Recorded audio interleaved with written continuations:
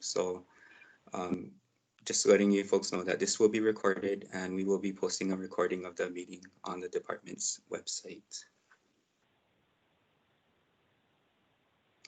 So again, mahalo everyone for joining us this evening. The purpose of tonight's meeting, we want to provide information about DHHL's request for renewable energy proposals.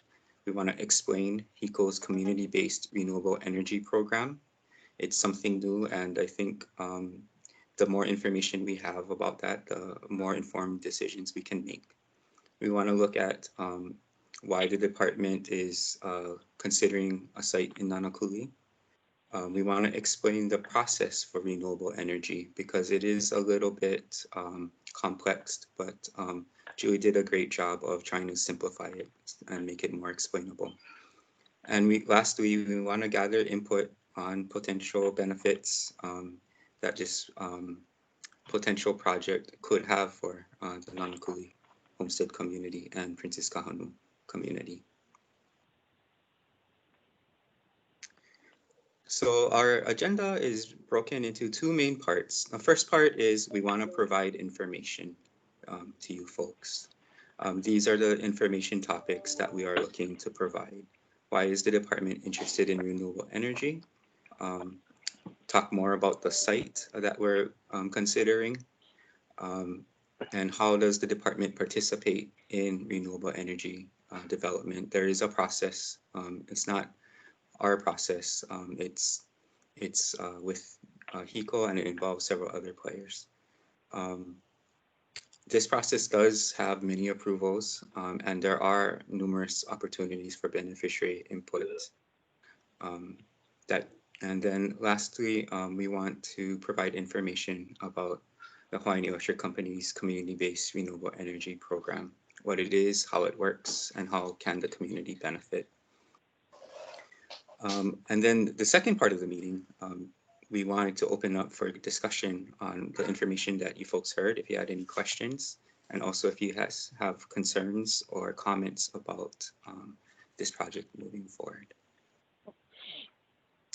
Now, as you know, because of COVID-19, we can't have this meeting in person like we would normally do.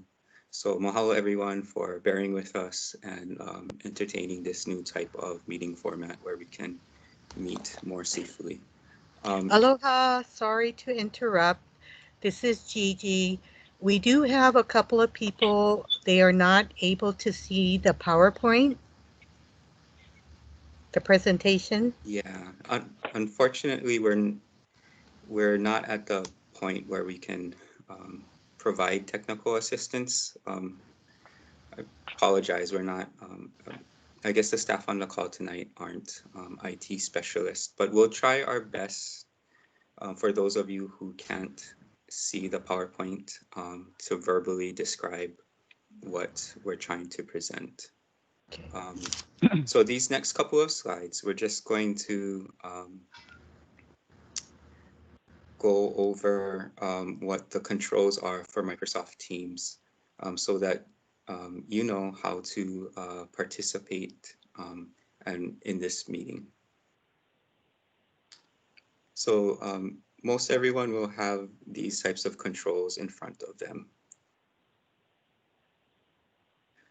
So this is the control panel at the bottom of the screen. So there are several key buttons that we want you folks to focus on. The first is the chat box.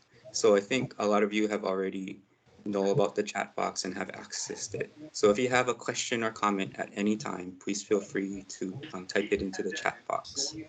At the end of the presentation, we will start going over discussion in the chat box first. And then for those of you who are more comfortable providing feedback orally, we ask that you raise your virtual hand so that we know to call upon you. And if there's more than one person, we know who has their hand up and we will get to you in an orderly fashion.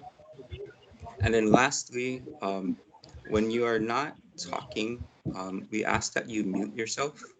This will eliminate a lot of background noise that we may hear It'll eliminate some of the noises around your household that might be a little bit disruptive if everyone has their mute button off. So we ask that you press your mute button when you're not talking. So this is just another screenshot of the buttons that I've just shared. Depending on your device, the menu might look a little bit differently. Again, if for the chat box, look for that chat box item icon. It looks like a balloon with some lines in it. And again, you can type into the chat box at any time. And we will come back to all the questions and comments in the chat box at when we are ready to discuss people's mana'o or questions. For 40 years, Hawaii never makes me feel disposable. Everybody says hello when you walk in. So tonight, while this is a virtual meeting, like any other meeting, we do have kuleana. All of us as participants of the meeting have kuleana. We all want to have a productive meeting. We want to be respectful of the person talking. To be respectful, don't interrupt, show aloha, actively listen to what others have to say, treat others how you would like to be treated.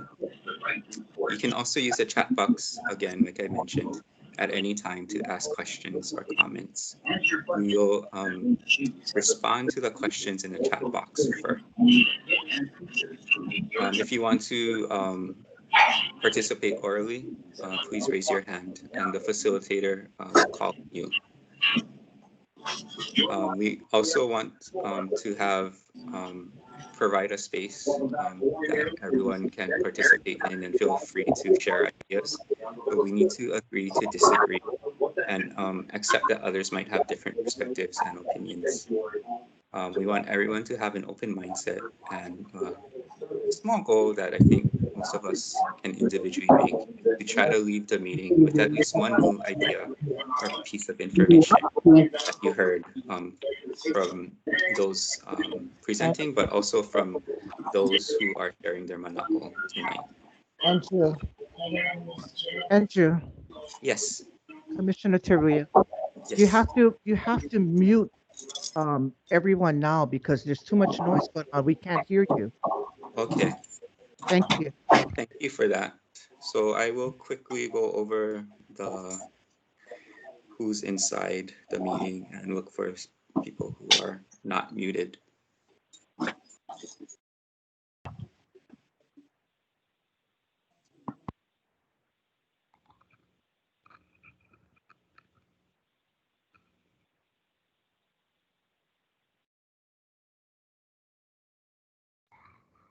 Okay, sounds like we got a lot quieter. Good.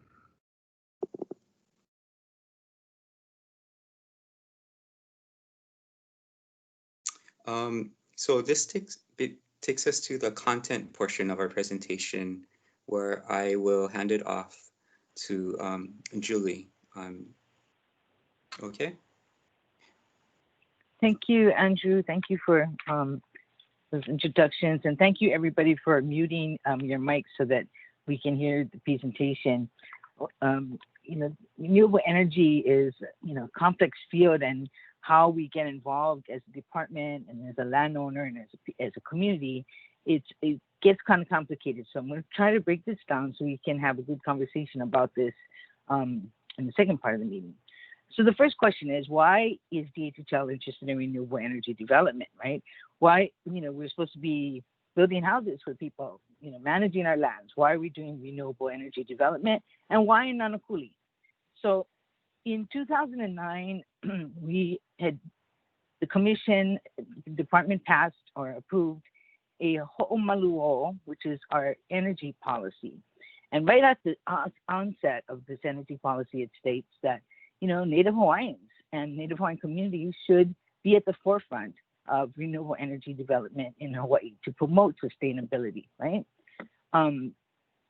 So, and the policy identifies all these different ways that in our regular work that we could be promoting renewable energy, that we could be using renewable energy. We could be outfitting our new homes with solar panels or solar water heaters, that sort of thing. So it kind of like, and also looks at our lands and says, hey, we got some big lands that have renewable energy resources there, and maybe we should look at using those lands for that purpose. So that kind of lays out a broad framework of renewable energy development. In 2015, we had a game changer happen. Governor Ige signed into law the requirement that utilities have to produce 100% of their electricity sales from renewable energy resources by 2045. That 100%. We're the first in the nation to do this.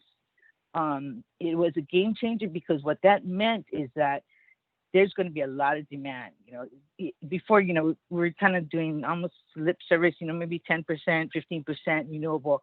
But this, putting the goal out for 100%, that changed everything. So there will be this demand for it, for renewable energy. We have also lands in large quantities. You know, we're one of the big landowners in Hawaii, and we still have large tracts of land intact. And these are the lands that, you know, are so hard to develop. They're, you know, we always complain that, you know, we're given the raw deal because we got these lands that were in the boonies, didn't have infrastructure, that was very difficult to develop. But it turns out that a lot of these lands are perfect for renewable energy development. So we have lands in the quantity, in large quantities, and with renewable energy resources on them. And then the bottom line is we have needs. You know, we have a tall order to fill, getting people on the land, wait list, placing new people on the land, but also we have communities that could benefit in terms of like a community benefits agreements that we could craft with the renewable energy developer. So these are like the big ticket items as to why we would be even looking at this. When we look at Nanakuli, next slide, please. Why are we looking at Nanakuli? First of all, let's get an orientation. So the left side, you see the white line, that's basically our lands in Nanakuli Valley, right? And, you know, for the TMK that we're looking at, it's the red outlined area, which, as you know, it's on the right-hand side as you look in Mauka of the valley. It includes the bottom area by the ranch that the ranch is occupying, and it goes up. If you can see, it's like on the all the way to the top of where our current houses are in the upside, right? So this is a large parcel of land at the TMK that's 443 acres. When you look at this, and you guys all know this place, we live here, right? So we know that this area on the left-hand side, by City Start, that's like a flood-prone area, right? The water is coming through there. There used to be the mosquito pond over there, right? And then we can see already that there's high slope areas on the right-hand side. And then we know across by the high school, right, with those houses down there, there's very steep drop over there. So when we actually looking at this parcel, when you look at the rightmost panel, we've identified this yellow area, and our island plans, you know, basically take a look at all of our lands and designate it for certain uses. And this yellow area was designated for general agricultural use. And that designation, that zoning, I call it our zoning, is conducive for this kind of renewable energy development. But we know this place, right? So we know that even though there's 88 acres is the yellow part, right, of the 443. But even that area is not really easy to develop. So, you know, we'll see what they do if we have any takers. You know, we don't have a proposal on the table yet, but if there is somebody interested, we'll see what happens and where they will look at trying to, you know, arrange their solar panels to get the maximum yield from the panels. But so when we look at Nanakuli, it has all of the characteristics. It has a south-facing exposure, right? We know that it's hot over here. We get a lot of sun. But even the maps, when you look at the solar radiation maps, I mean, this is a high concentration where there's a high level of that resource. There's existing, there's access to existing transmission lines. It's easier for them to hook up. And it's a large parcel of land. I mean, not that all of it will be usable, because as I said, there's a lot of constraints on the land. There's flood areas, high slope, etc. But for those reasons, we can't use them for that land for homestead development. So, we're not displacing any future homestead development that would not occur. We're not going to put people in that floodplain area, right? Or not these high slope areas anyway. So we thought, well, maybe, a renewable energy developer might be able to do something with it. So that's kind of like the reasons. Basically, the resources here, we have this large parcel. It's not going to be used for homesteading because of the constraints. And we're basically throwing it out there to see if there's any interest, if it catches the attention of any renewable energy developer. We don't have any proposal on the table yet, so this is really early in the process that we're coming to talk about this. Okay. So we looked at our lands, right? But how does DHHL actually get involved in renewable energy development? So this is my attempt to try and break it down into the different pieces. So we have these three shapes on the bottom, and they represent the three different major players, right? So we have HECO, the utility, right?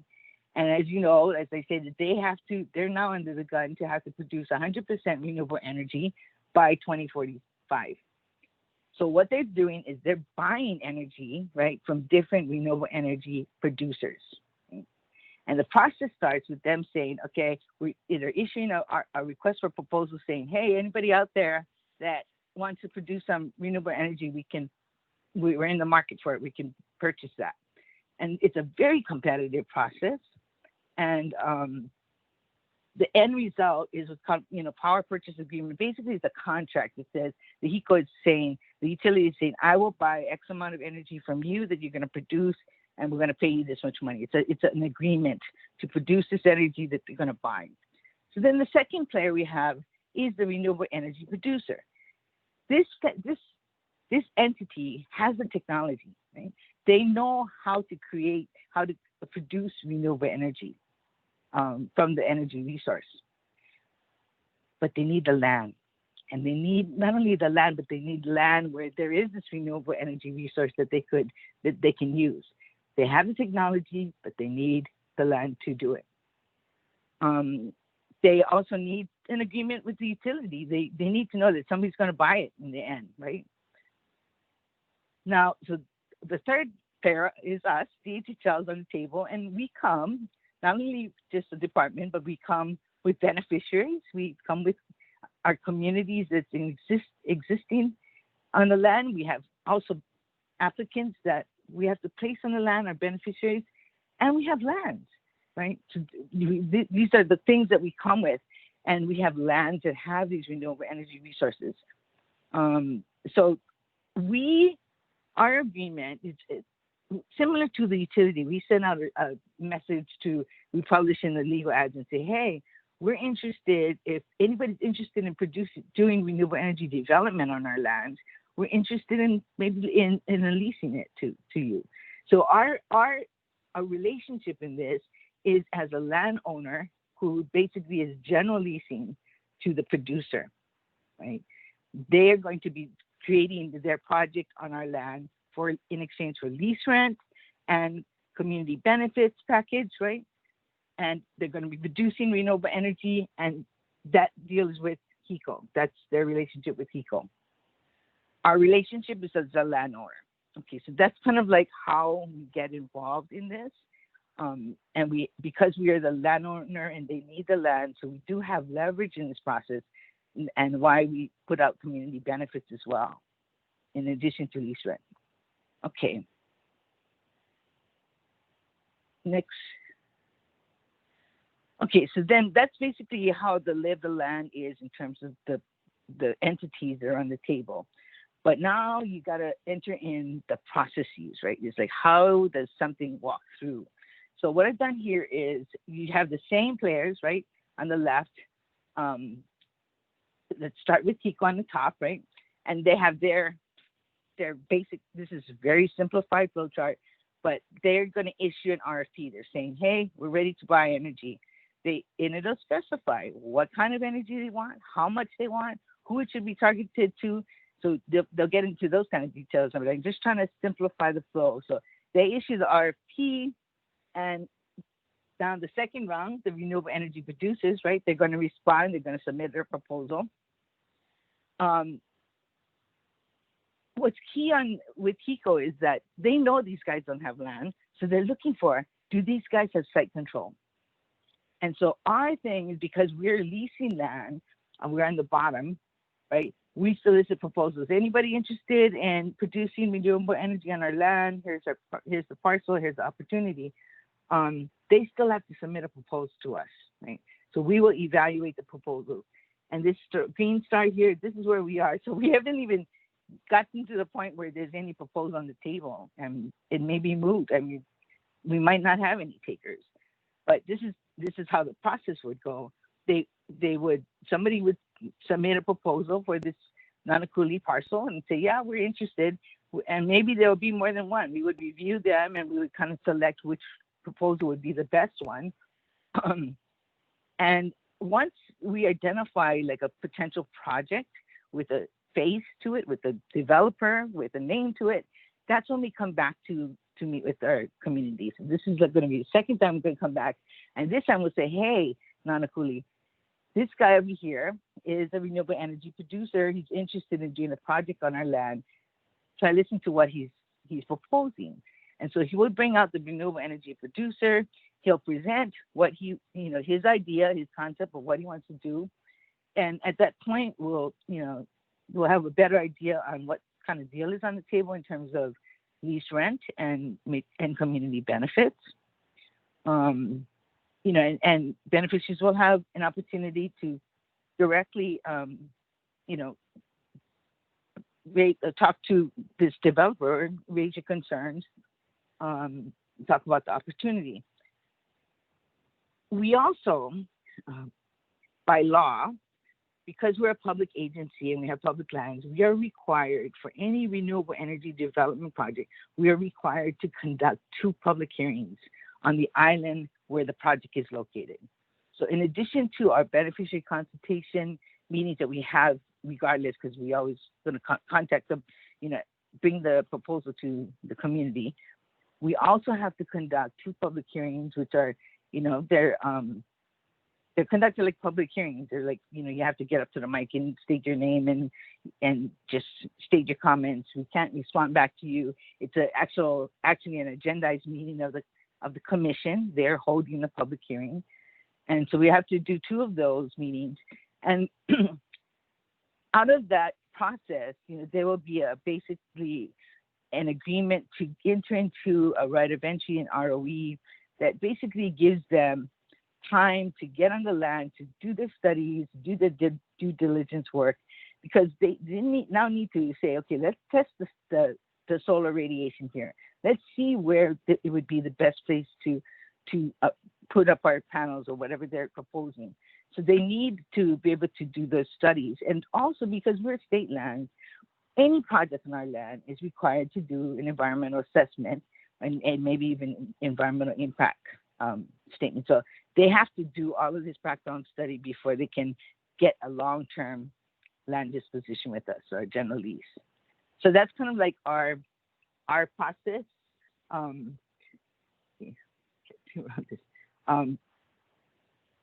Our beneficiary consultation meeting with the developer, the 2 public hearings, and this is open to the general public. There's a decision on a kind of right of entry agreement for due diligence purposes so they can do their studies.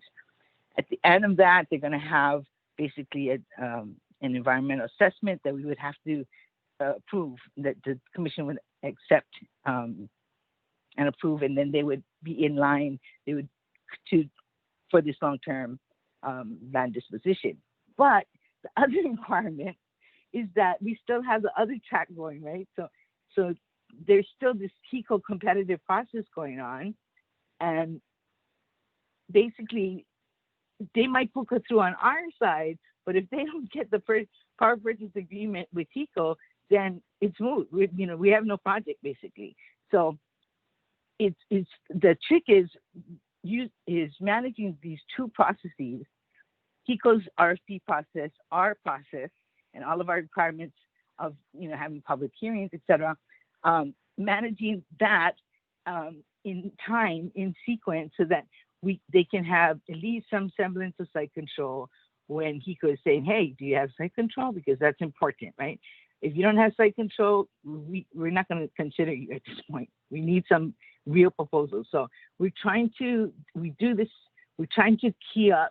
sync up to make sure that if we're going to choose a developer, that we would be able to give them a letter indicating that we're in the process of securing site control, or that they would be able to meet these requirements with HECO.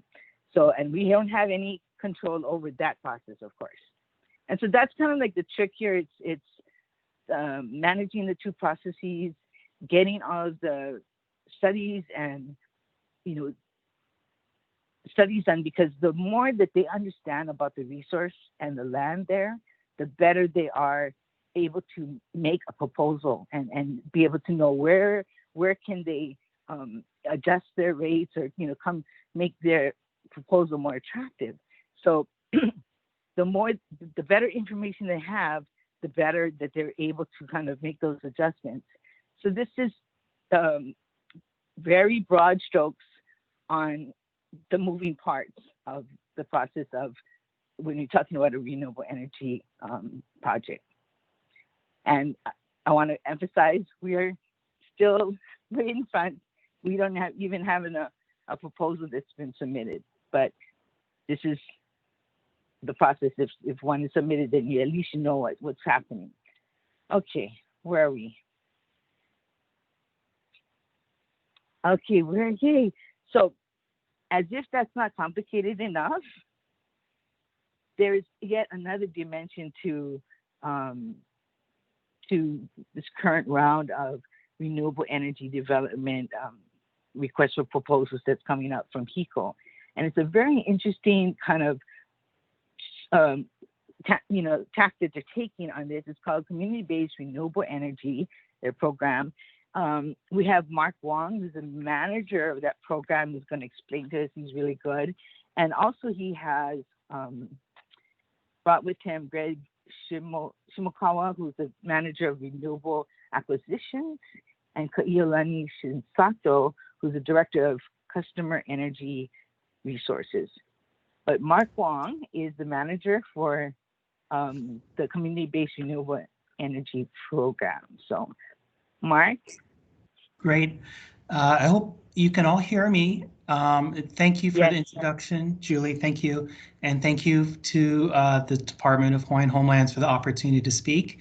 I'm excited to share with you some more details about the community-based renewable energy program.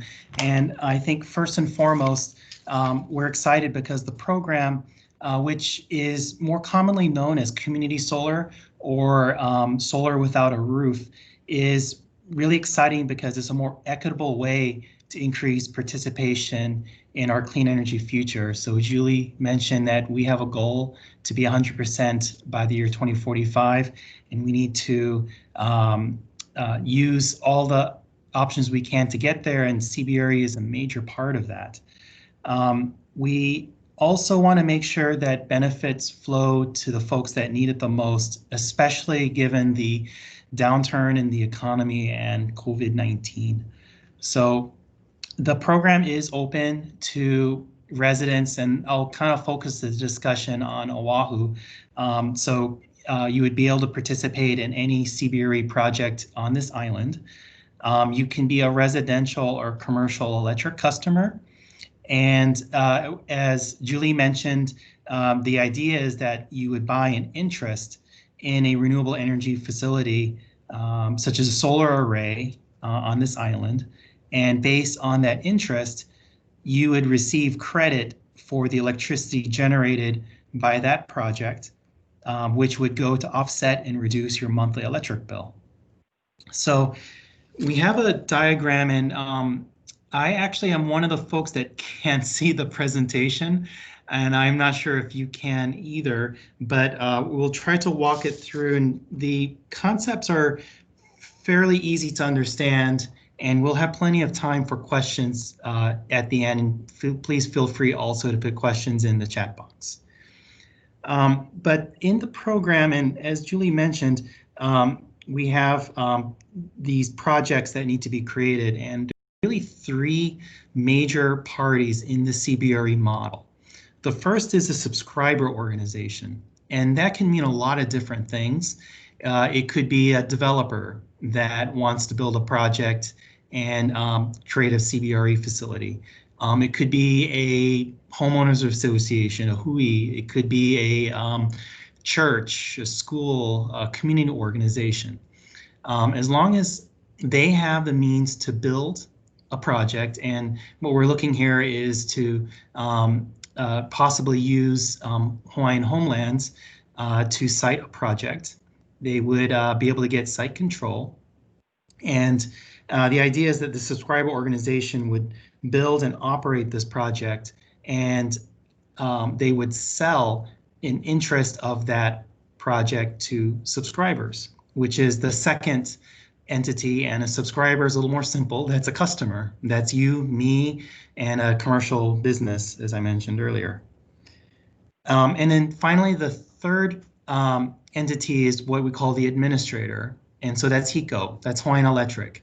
Our role is to make sure that we provide a marketplace, a competitive marketplace, so that we can get quality projects on Oahu in our communities that will deliver benefits to our customers. There is a part of the program where Hawaiian Electric can also participate and build projects as well. But we, again, want to make sure that this is a competitive marketplace and that those benefits are realized by customers. The other part is Hawaiian Electric, we administer the bills. So you get your monthly bill from Hawaiian Electric, and we have the back-end systems that can transfer those bill credits to you. So we are providing an online portal. We call it simply the CBRE portal that would provide this marketplace. So if you wanted to participate in the program, you would go to the website and you would see projects on the island that you reside on, and you can shop around and you can see which project would provide the best value for you. And you can even create a quote, and you can actually sign a contract with that subscriber organization and sign up. You can even digitally sign contracts, sign up with them. There is some protections in the program if you are concerned about that, because we worked very closely with the Public Utilities Commission and the Consumer Advocate. So there are sort of a bill of rights for subscribers, meaning that subscriber organizations have to be transparent with any of the fees or process on how the subscription works. And there's actually a checkbox for each of those items that the subscriber organization has to review with any potential subscriber. So those are the three parties, and I had a very simple diagram, but we'll try to get through it without actually seeing it. So the first block I had was subscriber organizations, and that's why we're here, to try to get projects in the Hawaiian homelands.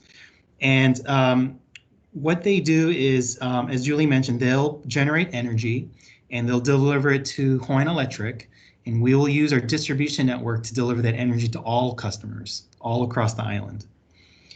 Meanwhile, you have subscribers, and you have your regular electric bill, and you pay that each month to Hawaiian Electric. And what you would do is you would have a financial exchange with a subscriber organization, and there's really two models that we're envisioning in this. The first was like a sort of pay up front. So this is very analogous to if you had a rooftop solar installation on your own home and you pay some upfront fee to pay for those panels and get them installed. Same thing with CBRE. We allow a model where you pay a subscriber organization upfront fee, and to keep it simple, you buy a certain number of kilowatts or a certain number of panels, and those panels would generate power that you would then benefit from every month. The second model is one that we think is a little more popular. We've seen success with this model for low to moderate income jurisdictions and other places on the mainland. I think is actually the more predominant model, and that's what we call a pay up front. So it's like a lease. So the idea is that there's no upfront payment. You would pay a portion of your interest in your monthly in a monthly payment to the subscriber organization, and it would reduce your monthly bill credit, but the idea is that you would still earn a bill credit, and you could then realize some savings with no upfront payment. That's a pay-as-you-go model, right, Mark? Yeah, that's right. And those are the general models that we envision, but again, we wanted to create a competitive marketplace. So we're really hoping that subscriber organizations have creative business plans that will deliver the best benefit. And that's what I meant by our online portal. You'll be able to shop around and kind of see what they're offering and make a decision that best benefits your situation. So as I mentioned, you sign this agreement with the subscriber organizations, they generate power, and then you continue to maintain your electric account with Hawaiian Electric. There's no change. You continue paying the same rates. The only thing that changes is that Hawaiian Electric will put a new line on your bill, and it'll be the bill credit. And then you'll be able to see on your electric bill the savings that you're realizing through your subscription. And there are other details, through our online portal, you can see more details about your subscription and how your savings are realized. We have provisions for low to moderate income customers in our phase 2 program. We have provisions for transfers if you want to transfer an interest to a family member or a friend. There's that, or there's portability. If you move from your location, move a new apartment or house or vice versa, you can take that subscription with you, as long as you continue to qualify in the program and reside on the island that is located. So that was kind of CBRE in a nutshell. There's a lot of things about the program, so I'm happy to answer any questions. Hawaiian Electric and the Commission have taken an iterative approach. So there is a phase 1 of CBRE. It was an 8 megawatt total capacity through Hawaiian Electric's territory. On Oahu, that was 5 megawatts. And we're hoping to see the first projects coming online here in the 4th quarter of this year. And this would allow you, once project capacity is available, to actually buy an interest on any project on Oahu. And for Hawaiian homelands, if you wanted to site a project here, you have some options. You could make it open so any Oahu resident could buy into the facility in Nanakuli, or you could partner with a subscriber organization that really could only take subscriptions from people in this community. And that's one of the optional business models that a subscriber organization can provide. So the project would be here in your community and it would benefit members of that community. So there's a lot of different options. We're very excited about it, and we're very interested in getting your feedback so that we can improve this program. We're moving into phase 2, hoping to get a decision in order fairly soon so that we can commence phase 2 and start the RFP process. And there will be periods of time for comment and review so that we can further improve the program. So that's all I had. I apologize for the, if you're not able to see the presentation, But we do have more information on Hawaiian Electric's website. We can provide a link after the meeting, but a quick Google search for HECO and CBRE should get you there. Once again, thank you for your attention, and thank you DHHL for the opportunity to share details about our program. Thank you, Mark. Thank you for helping us with this presentation.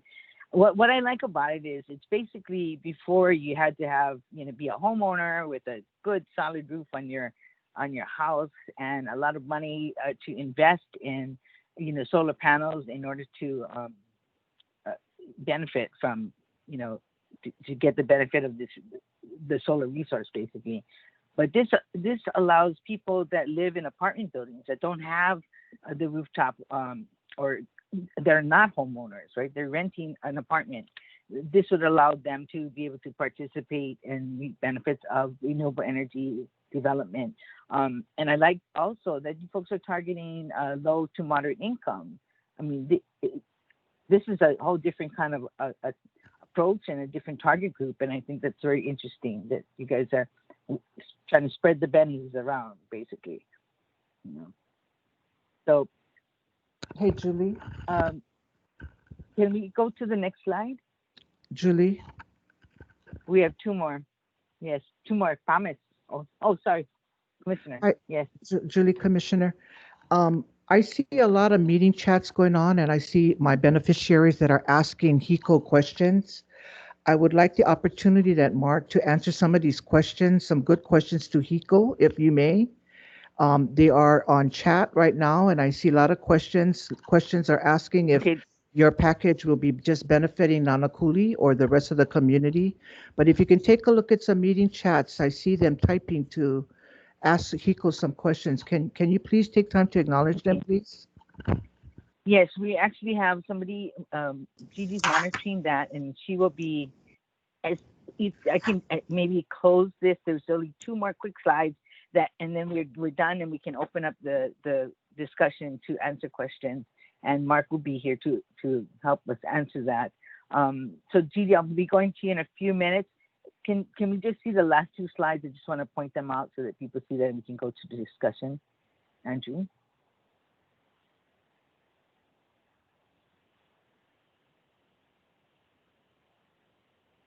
Oh, maybe he can't see it down too. But I wonder if I can. Can you see it, Julie? I advanced it to benefits for the Homestead community and DHHL Trust. So Oh no. Okay, so it's showing now because I can't see that. But okay, so basically, again, this is an opportunity for actually individuals to lower their electric bill. It also would generate revenue for the department if we're doing a general lease to a renewable energy producer, and it would be an opportunity to look at maybe implementing some of our regional plan priority projects which you just completed. That's and that's the last slide. That's what slide are you showing now? The regional plan priority projects? yes. So this is just if you folks participated in developing your regional plan in 2018. I know some of you are concerned as to why we didn't have this discussion at that time, but basically this is kind of a new development in renewable energy development in the renewable energy field that wasn't, really discussed in this time when we're doing the regional plan. But through that regional planning process, you identified basically 5 different priority areas, focal areas, and they're identified in this slide. And so I just wanted to put that up because this is an opportunity to talk about like community benefits. If you guys want to move one of these areas forward because you think it's really a priority that we need to get kind of some traction in the community that, we can tell us about so that if we get somebody that's interested in doing a development on land, maybe we can help with that implementation. And the last slide is just, we recognize that maybe you might have additional questions or comments. And so what is being shown in the last slide is the email address to the planning office. You can give us a subject matter so we know what it's about. and you can go ahead and submit your questions and comments through email or even through snail mail, and we can respond that way. And that's basically it for that, for the presentation. So we can go to Gigi. I just want, yeah, I just wanted to just real fast. We really apologize for those of you who are unable to see the presentation. But I just wanted to note that this presentation will be posted on the DHHL website. It'll be the same at the same place. You can find it at the same place where you found the login link for this meeting. So if you're able to log into this meeting from the DHHL website, this is where we will be presenting. We will be putting a copy of the presentation online for people to see. We will also be providing a video of this meeting so you can see the presentation with the voiceover. Again, I apologize for our technical difficulties this evening. With that, Gigi will ask questions from the chat box.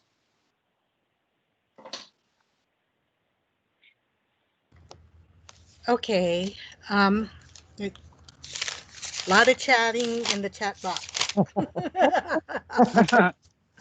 Which is really, really good. Great to have questions. Okay, starting from the top. I'm assuming there isn't an accepted project yet. Is that correct? That is correct. We don't even have an application for a project yet. Okay. Next question. Why didn't Chairman Isla not disclose in his Ethics Commission disclosure that he is a board member of a green energy nonprofit?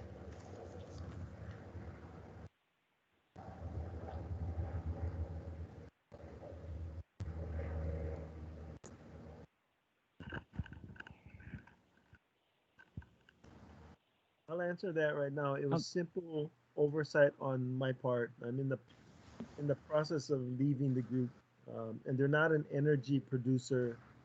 They are Hawaii Green Growth is a group that is not only energy sufficient, but food security sufficient and many other things sufficient. So that's the answer to that question. Mahalo, Chair. How much annual revenue is the department receiving for the Canada Solar Farm in Kalailoa for 100 acres?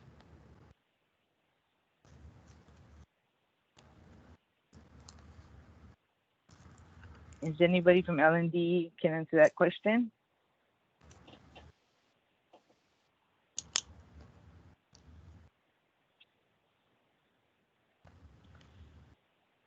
Okay, I'll make a note. This needs to be a follow-up. Thank you.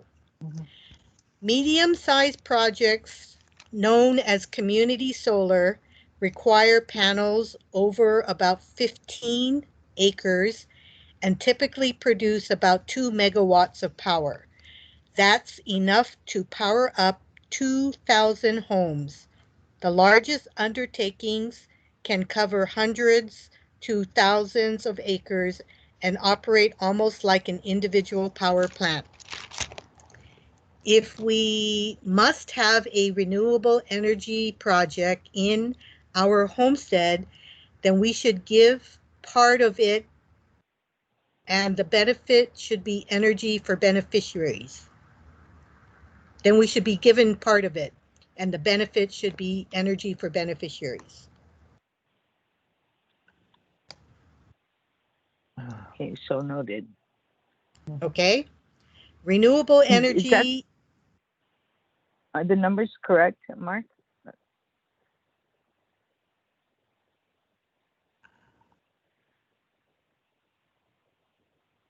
Is that true? So what did you say, Gigi, 2 acres? No, I didn't.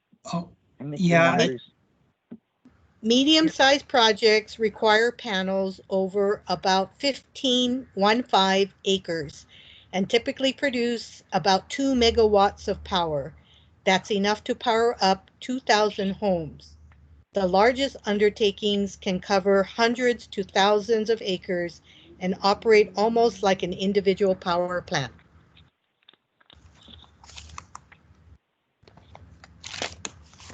That Yeah, sounds right.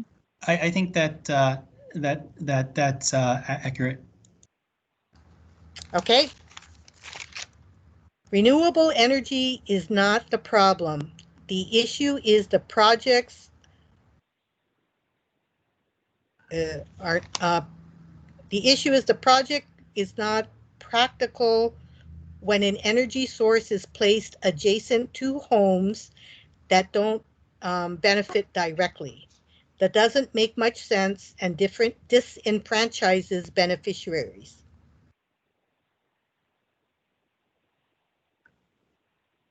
I mean, I think that's why this community solar deal or config program allows us for the first time to really look at that, and maybe we can have a direct benefit as they're talking about. I mean, this is the opportunity, I think, to do that. Okay. When was our last flood? I can't recall.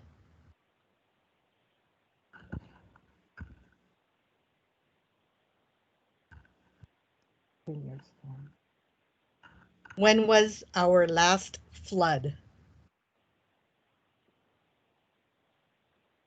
I don't know why. I think when you showed the map and you mentioned it's not suitable for homesteading, and it's a flood area, I think that was the reference. It is a floodway, and at times it fills up. And I remember when we were young kids, the mosquito, there was stagnant water there that used to collect. But yeah, and then it does collect on the Mackay side too. So.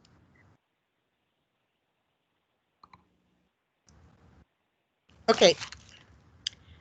The homestead So are itself. you saying that we should be able to build in that area? That we should build, like it's not really prone to flood?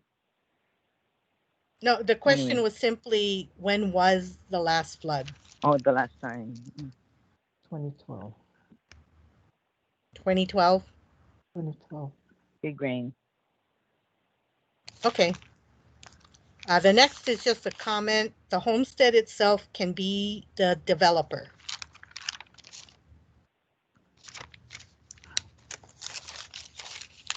Oh, okay. Why lots of Nanakuli homesteaders were not assisted in the past and had to place solar panels on their roofs?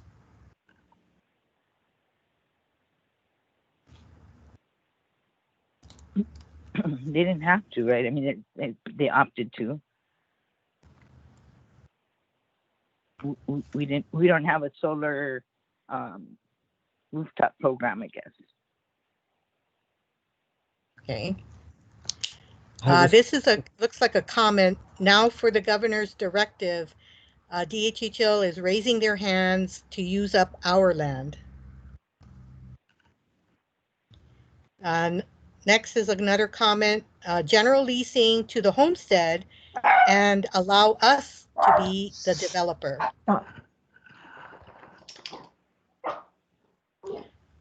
We can train and employ our own people for these programs that exist today. Homesteaders. Yeah, oh, go ahead. There's requirements.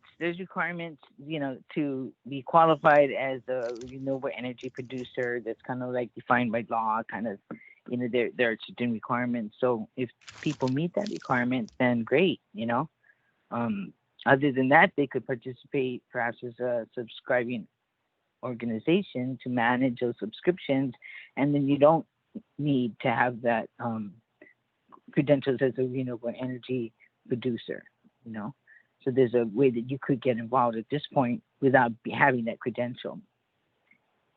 But if they have it, then great. Okay. Homesteaders need to meet and discuss this collectively. I think that was just a comment. According to Julie, 2015, Governor Ige came up with this Renewable Energy Directive. When we had our regional plan meetings in 2017 and 2018, we were never told about renewable energy branch or anywhere on DHHL lands in Nanakuli. Yeah, we didn't have those lands identified with that yet. You know, we were kind of slow on that. We were slow. They came out. This decree came out in 2015, and we were not like immediately on this renewable energy opportunity because this is not really our mainstream activity. So it's kind of come out to over time that we could participate, and we do have maybe lands with resources in it, and our needs in terms of our need to build homes or help our homestead communities it's kind of like evolved that way, but we weren't that quick to the draw right at the beginning. Yeah. Okay. What kind of where did I leave off here? What type of renewable energy is this? Solar? Yes. Okay. I guess, Mark, some of them I think some of them can be wind, but in this area, the resource is solar, correct? Yes, the program is open to wind and battery energy storage. I think the preference, though, would probably be solar for your situation. And for this parcel, the resource is solar.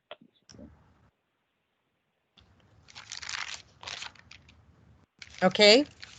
I guess the biggest question is how to stop this from even going into solicitation. Why are Hawaiians having to give up more land to support the entire island?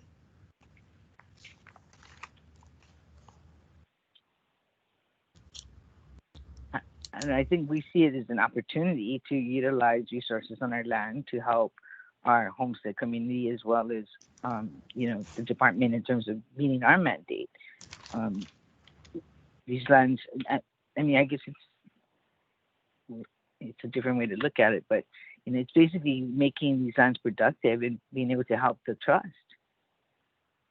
Okay. Next question. Why not empower then?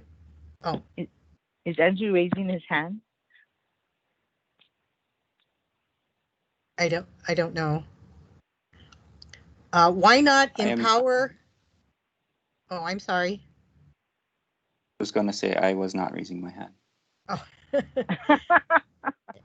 Why not empower beneficiaries by putting solar panels on every Hawaiian Homes houses that can benefit us, the beneficiaries, with free electricity, and we sell the remaining power to HECO for the public?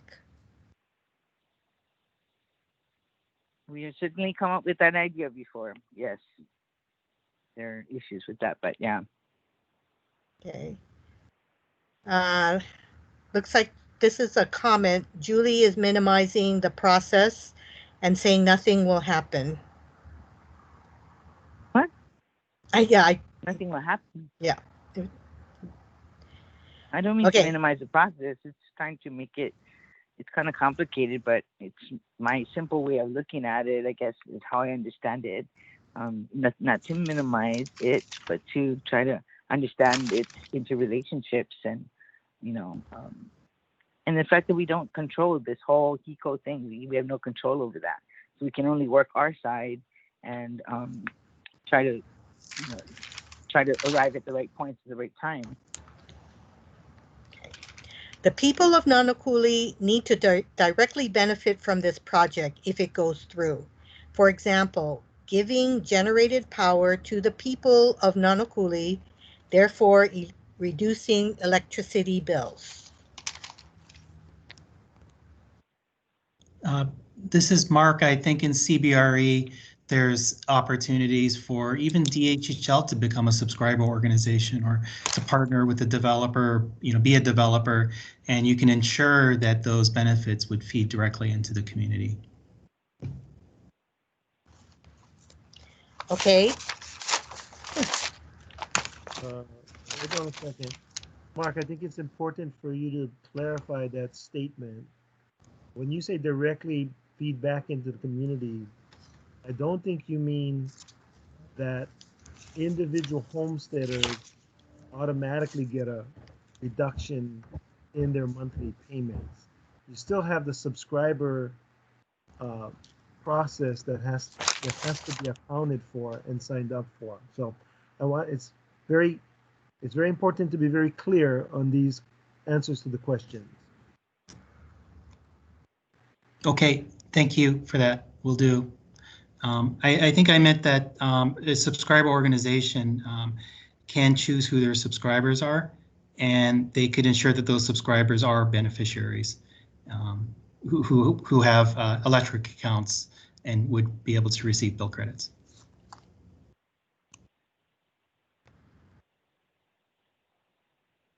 Thank you, Aloha, Mark. Julie. I am so sorry.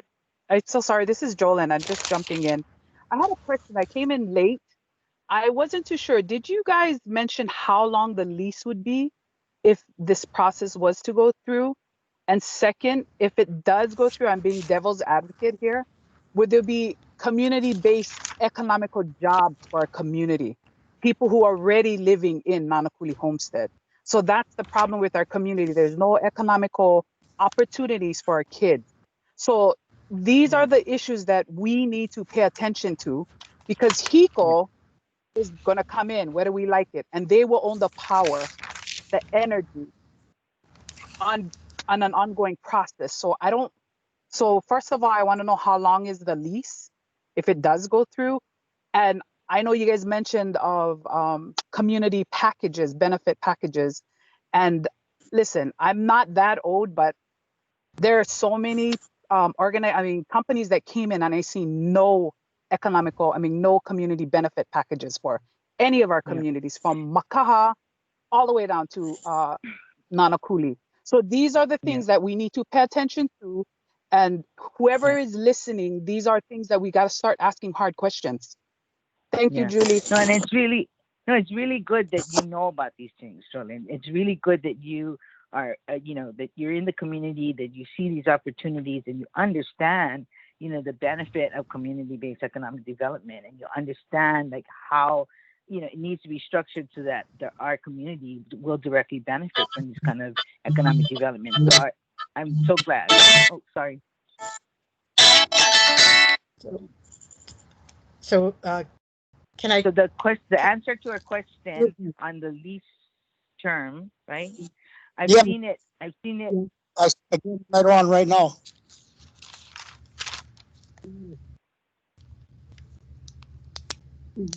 What's happening? So I just wanted to provide a little bit of clarification. So we will be getting to, I see people raising their hand and we will get to them. So if you wanted to orally provide comment, input, questions, we will get to you, and I really appreciate your patience. What we had said in the beginning was we'll get through all of the questions in the chat first, and then we will get to people with their hands raised. So I do see people with their hands raised, like Jermaine, and we will get to you. But for now, if you folks can just keep yourself on mute if you're not talking, we'll get through these questions as timely and thoughtful as possible. So the answer to the lease, the term of the lease, I've seen it as like 25 years and 30 years. It depends, but usually around that time period. Depends on different projects. Next question.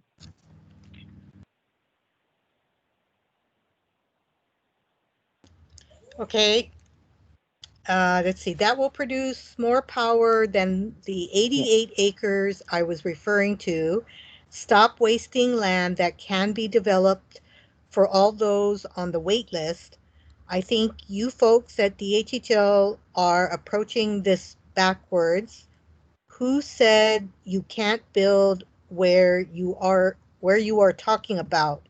What about all the homes in Kahala, Aina, Haina, and Pacific Heights? Yeah, I mean, if you have lots of money to put into developing homes in hazard areas, I suppose you could, you know. We don't want to put our people in harm's way, but that's the thought, you know. We could try to mitigate the damage, you know, put people up on stilts, or, you know, make sure that they don't get flooded in. I think climate change is a whole nother issue too, so we have to be really conscious of that.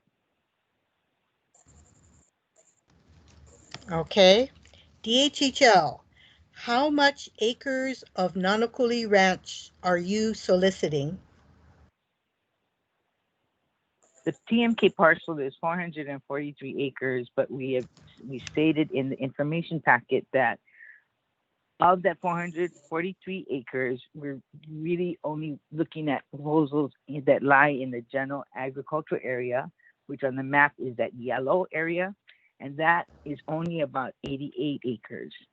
And so that's kind of taking the big TMK down to a smaller area, but you know, we'll see what they come up with in that yellow area, which is the general ag lands, because we know that that won't be used for homesteading purposes at this point. Okay. Anti-germane, that would be great, but we don't have the kala to build it. If we are a partner or owner, then it could work as long as we are on the lease.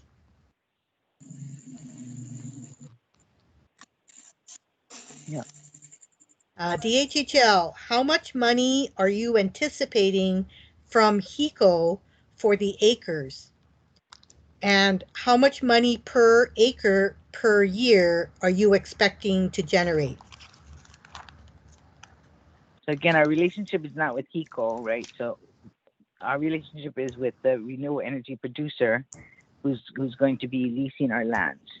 And I don't have that amount. I'm the number crunchers on that side are in our land management division.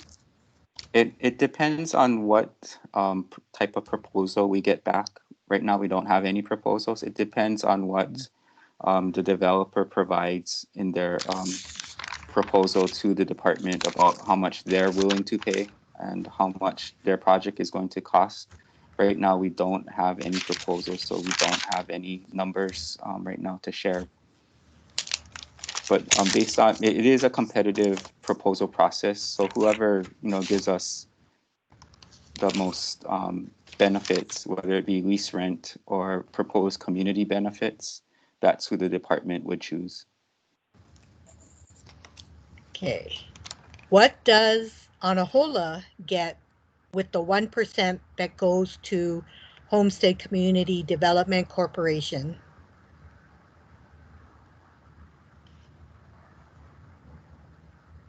I don't know personally. Yeah, that's something we're going to have to follow up on. Okay. Next is a comment. HECO can give us all the electricity for free. Wish we could.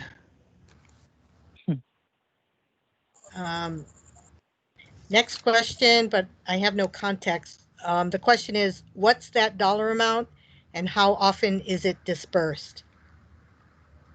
It might be related to the HCDC benefit. Yeah. We'll have to research that and get back. This approach is ridiculous. Possibly doesn't mean that we as Hawaiian homesteaders and beneficiaries will benefit from this project.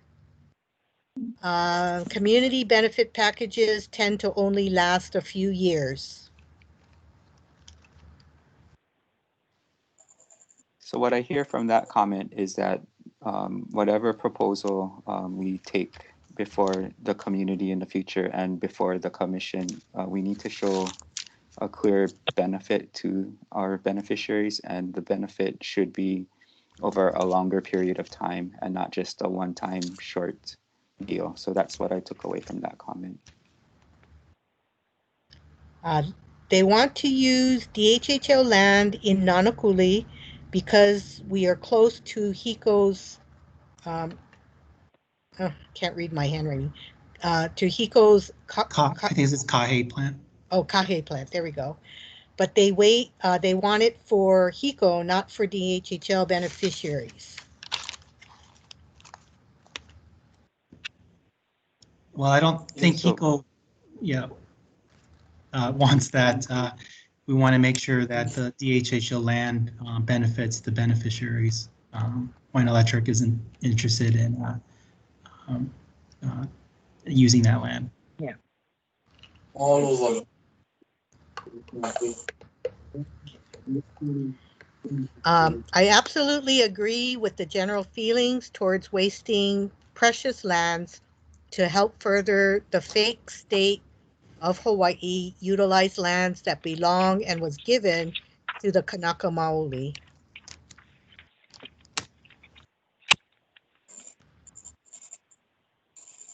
The benefits package is a temporary ploy to make the community feel happy for a small period of time.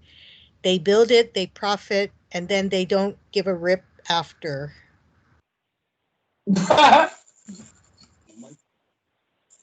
Yeah, but they're reading them. Okay. Who will the benefit package go to? Our Nanakuli Hawaiian Homestead Association does not meet, is not active in the community, and with beneficiaries since 2013.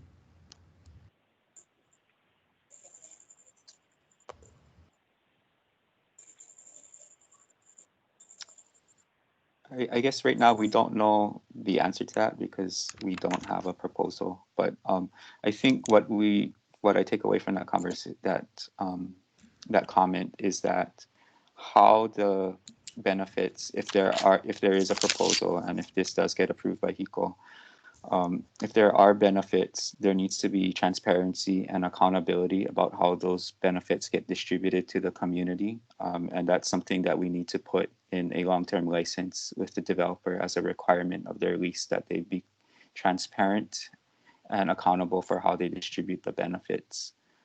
How that happens, I think we're going to have to take a little bit more thought about the details, but I think the general thought about making sure that benefits are distributed transparently and equitably, we can take that into consideration.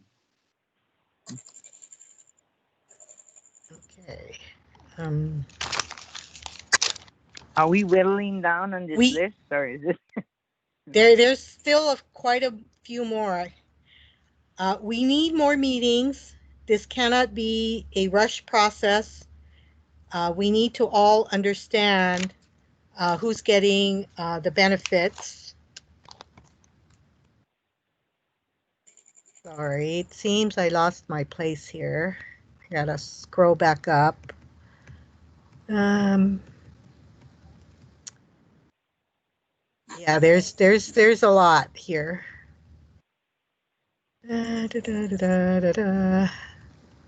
Sorry, I lost my place. I must have tapped on something.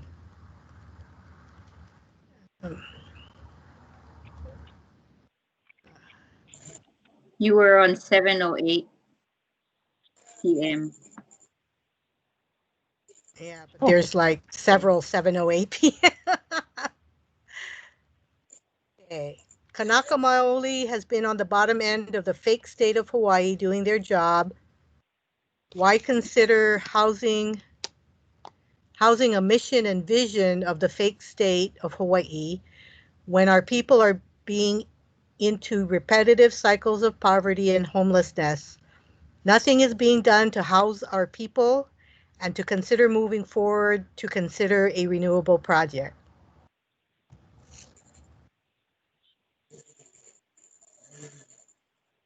Okay. Next is a question. Why did they go for solicitation without consulting with beneficiaries? I reviewed the Oahu plan and regional plan. This is not part of the process.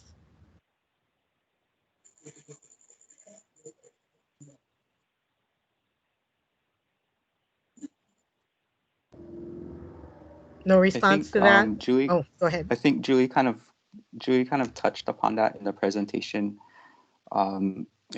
During the regional planning process and the island plan process, so the regional plan process was 2017, 2018, the island plan process was 2013, 2014. The HECO community-based renewable energy program, it wasn't in existence at that time. So this is a new opportunity that we just wanted to make sure that, you know, we had provided an opportunity for our community to be a part of, even though it wasn't in the plan. We do realize that it is not in the plan and it wasn't covered. It is an opportunity to maybe perhaps move some of the priorities that were identified in the regional plan. This project could potentially provide resources to help advance some of those priorities. Can I interrupt and clarify for you about the regional plan, what it stated about Take the form. I don't know what you're gonna get, but take form. No, Is that okay? Thank you for asking politely. We'll take one comment and then we'll try to get through the chat. No, what I Go ahead. wanted to clarify is that the regional plan states this on page 1-8. The regional plans are developed through a series of meetings with beneficiaries and stakeholders to identify issues and opportunities that affect that region. By proactively engaging the community on regional issues and developing priorities through beneficiary consensus, DHHL is able to affect development rather than reacting to actions by other organizations. What you're doing right now is reacting to actions by other organizations, by HECO, by the state governor's initiative or directive about renewable energy. You're doing exactly what you said, that why you have the regional plans is to avoid having the organizations guide the DHHL. But that's what this project is doing, and that's what I'm concerned about. Why you were not consulting the regional plan, and what you stated to us as beneficiaries was the purpose of the regional plan. And it's reflected also in the Oahu Island-wide plan. The other thing I just want to point out right now, because it's also part of the regional plan, is the DHHL, you stated to us on the Oahu Island plan, you stated to us beneficiaries that the department has 204,000 acres of land.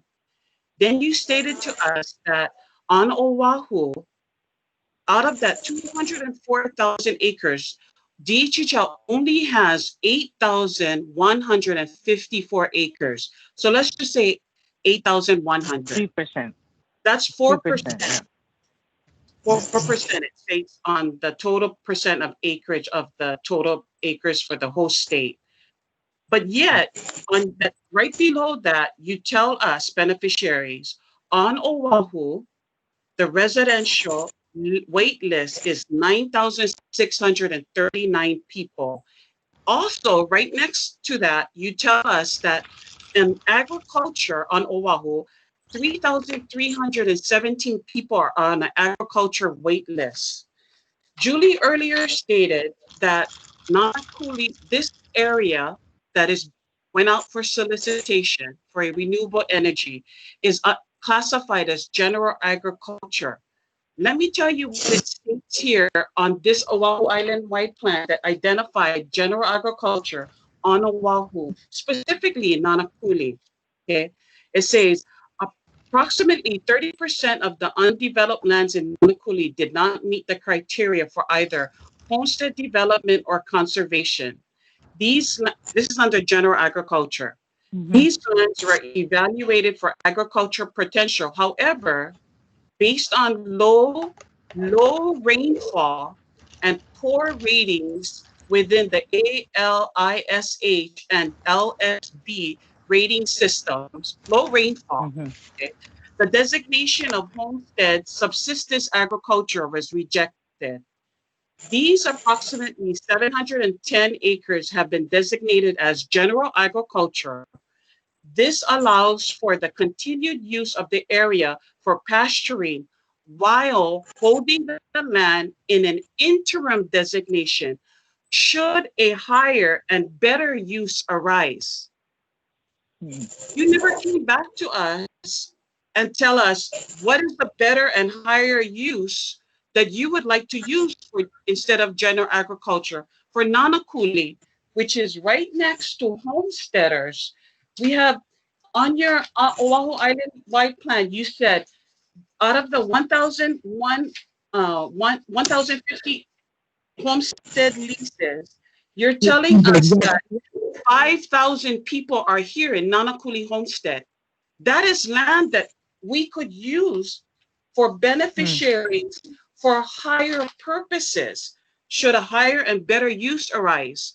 That's what I mean about you didn't come back to us after you, on the Oahu Island-wide plan, the regional plan, you said that these are what matters to us, DHHL, and we're not going to do anything without coming back to you. But you violated what you said here, because now you're coming and you're saying, oh, an organization came to us and we're taking them seriously. Let me jump in here, Jermaine. I think you've answered the point. These opportunities were not available prior to this. It is available now. It is a higher and better use to the general ag classification, which is a classification that we normally just put land in until we can figure out or find money to do other things with that land. So here we are. We're coming back to the community because an opportunity arose that could allow for a higher and better use for a short period of time, 20 to 30 years. So I think you answered your own question. And Chair, rather than, no, Chair. You're answering your question, and we need to go on to the other. No, but you designated it as a higher use for renewable, not the beneficiaries. You designated renewable energy as a higher and better use, right? The job of the commission, and it'll be debated when it comes there, is what's best for the trust in perpetuity. So and you falsely told us that you're answered your consulting question. us. Jermaine, I've answered your question. Please, other people want to know what's on the chat list and get to those questions. Okay, no problem. Thank you. Thank you. Fucking buchera. Okay. Next looks like a comment. I would rather have Hawaiians be able to use the land for agriculture purposes as deemed, rather than making a couple of bucks to save on my electricity bill.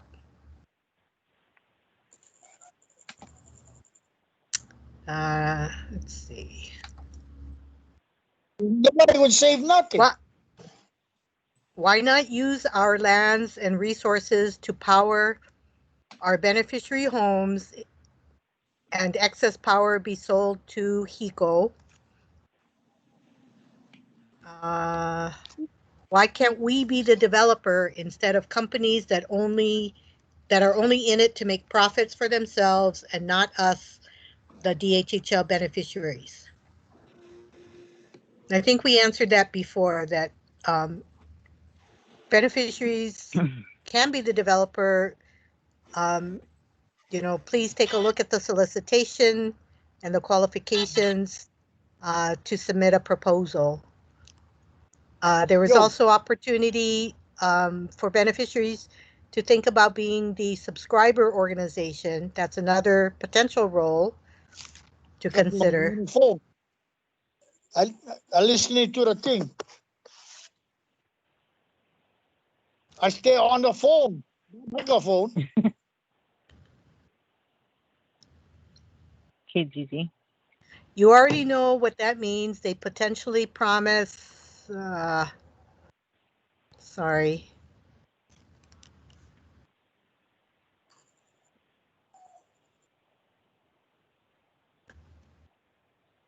Sorry. That's great that we're getting this much input in this meeting through this chat box. It's a lot of input. Yeah, we're still on like 709.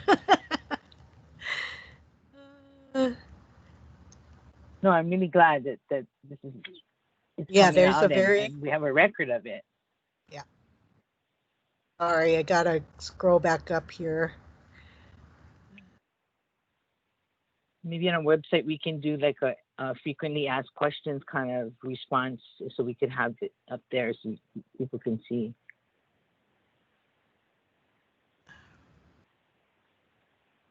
Okay, you already know what that means. They potentially promise you XYZ, then watch as a majority of those potential benefits not happen, and Nanakuli is stuck and left with the empty bag. I think, yeah, Andrew's made it clear we need accountability and, you know, fair Yeah, all across distribution. Yeah. all across the island. You just lost my consideration. Crazy, it'll be used for the entire island. It could, but you have options. We'll have community meetings and some input into that. If you choose to allow it to be open, you can, but if you choose to market this to Nanakuli residents, you can do that too. You can also buy interest on other parts of the island, on other projects that's accessible to you as well. Okay, And thank that's you. determined by the subscriber organization, right? Yep, correct. Kanaka Maoli has been neglected for hundreds of years. Many can't afford solar, and now we're freely giving up land for electricity. So many lies have been told to our people, and how many can you count on one hand that has been honored? This is a no.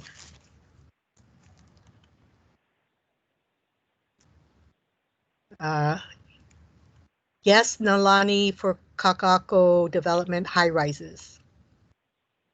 Reduce. It takes 20 acres to power us all 100%. West Side Ohana picking up the gift of the entire island. Again? The governor and mayor allowed major development all over Oahu, but now they want to use DHHL land to generate electricity for them. Hey, Kalamai, I see one question that was skipped at 7:11 p.m. Can you go over that one from Kauai? Can you provide examples of a successful CBRE project, either here in Hawaii or nationally? How long has it been operational? I can take that one. Well, hold on. There's like several questions before before that one. I'm sorry. Can Mark answer this one first? Let Mark Yeah, answer go that ahead. question. Okay, it'll be real quick. Honestly, our phase one had a slow start, and like I said, our first projects will be coming online in the fourth quarter. We have a 250 kilowatt project up in Mililani Tech Park on Oahu. That'll be the first one in this island, and then another one on Maui, which actually will be the first in the program. And as far as on the mainland, our CBRE program was modeled after Minnesota's program, which is held nationally as the best program in community solar. And they have roughly like 750 megawatts of community solar, so it's huge. Our phase two is 235 megawatts. And so Minnesota's has been very successful. And one potential is, as you're looking at options, finding an experienced developer to help you build a project here might be advantageous for the beneficiaries. Okay. Minnesota. Wrong approach. The homestead should be placed with the subscriber organization and not as subscribers.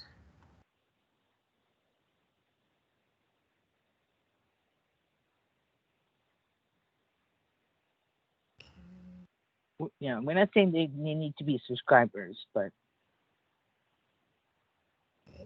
Can you provide examples? Okay, we covered that. Governor and Mayor. That is unacceptable. Why is DHHL being out negotiated? We haven't negotiated anything yet. You guys know our mountain burns every year. They're going to collect on the insurance. Fire is a definite problem here. So we have to dish out money to get savings credits.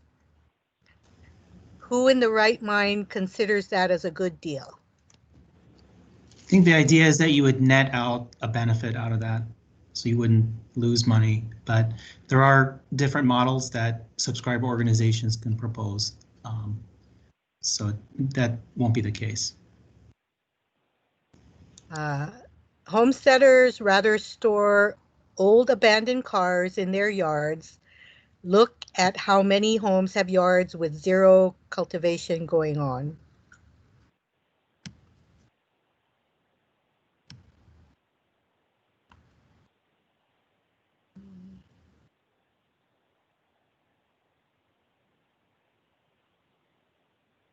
Let's see. Qualify, question mark, terrible word.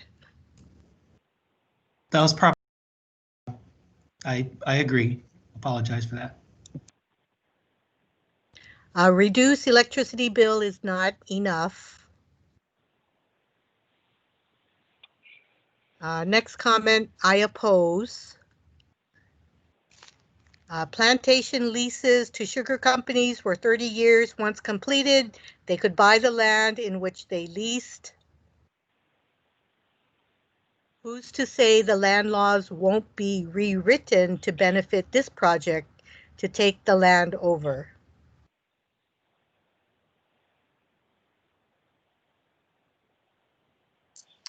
The Hawaiian Home Commission Act prevents the department from selling off lands.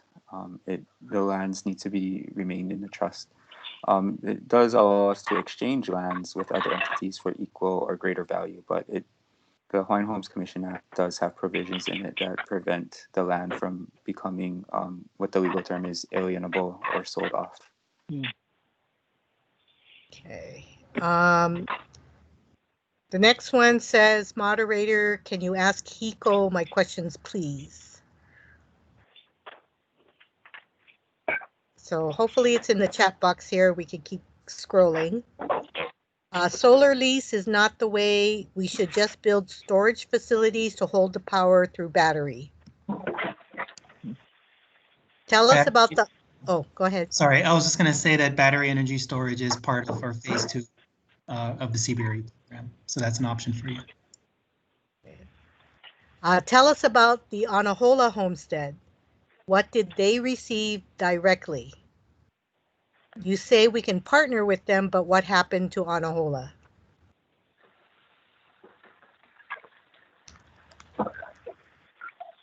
I can't comment. I don't know what exactly happened. Yeah, unfortunately, the DHHL staff that are attending this meeting weren't involved with the Anahola project, and unfortunately, we don't have those details. But I think this was a comment and question that was asked previously during this meeting, so it's definitely something we will get more information on and provide, and we'll include it as part of the meeting record, a response to those types of questions related to previous renewable energy projects on Hawaiian land, specifically in Anahola. Question for Hiko. Is this project going to only benefit Nanakuli or other places on the island? I think you have the option for that, depending on how the potential subscriber organization wants to set this up. And as mentioned, they will have to provide and intake community feedback on that. So I would say you have a choice on that. Okay. Environmental effect, question mark. PVT Waimanalo Gulch. We have houseless and land should be used for the beneficiaries. Housing inventory is low, and we will see more houseless in our community. Corporation is about making money and not looking for the best interest of the beneficiaries. So I think earlier you folks said that there will be an environmental study, correct? Mhm. Yeah, an Okay. environmental assessment, right? Is this being done for electricity for the rail? The rail needs lots of electricity. What about apartments? I thought that's what Julie was saying. This is for apartments. No, I was saying that this is DHHL doesn't before have it was, apartments. no, I was just saying that before only people with that were homeowners that had good solid roofs could benefit from, you know, getting a lower bill if they invested on putting solar panels on their roof. But renters or people that live in apartment buildings didn't have their roofs, so they couldn't participate even if they wanted to. What this program allows is that they could be a subscriber and they might not have a roof, but they could still benefit, you know, and as a subscriber, and they could benefit by having a lower bill, even if they don't have their own rooftop. That's what I meant.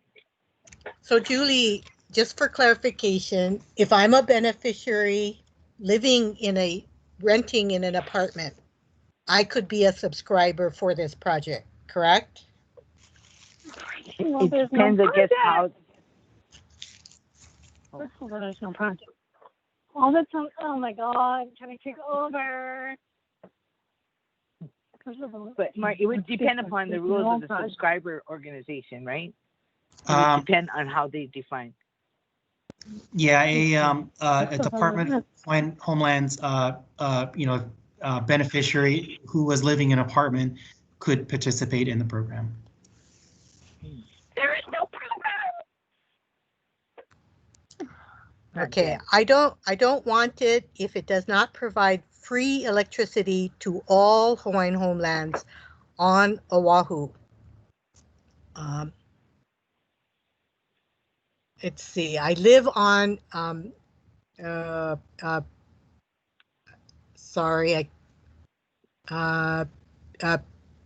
Pikai Olena Street. I probably didn't pronounce that correctly. And the yellow area, nearest to the mountain is my backyard. I'd rather enjoy the view of the mountain and what it offers than the view of panels.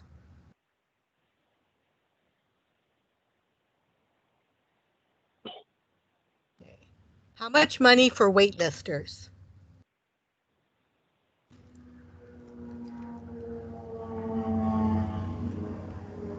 I think we don't know.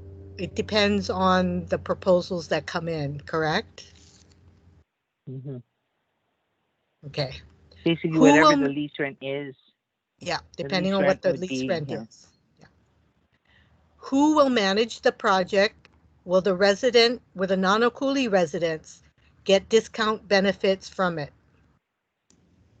The subscriber organization would manage the project. As we discussed, that could be DHHL or it could be Hui or community organization, church, could be a subscriber organization. Mark, it could be the developer too.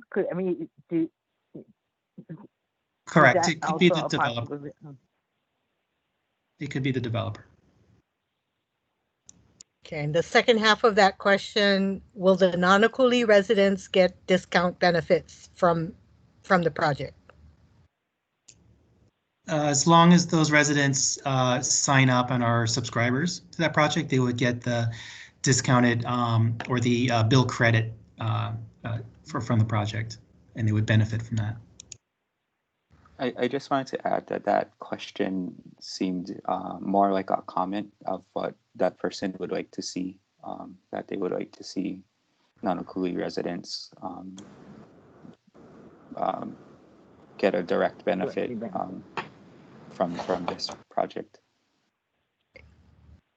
Okay, so I think that addresses the next question. So in order to receive benefits, you need to be a subscriber to a subscriber organization. Yep, correct. Defining benefits as the bill credit. Okay. You could have let's see. community benefits. Yep, true. We can't even take care of Honini Vai and Mina Mina. That's all good that you want to support the whole island, but the leases in Nanakuli Homestead should be waived from these. Ugh, uh-oh, sorry. From energy fees.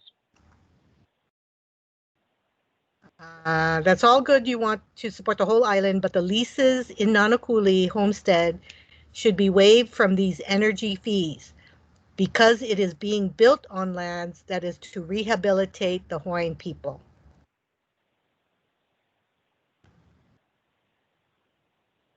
USDA has a lot of money for renewable energy in rural areas through the Rural Development Agency.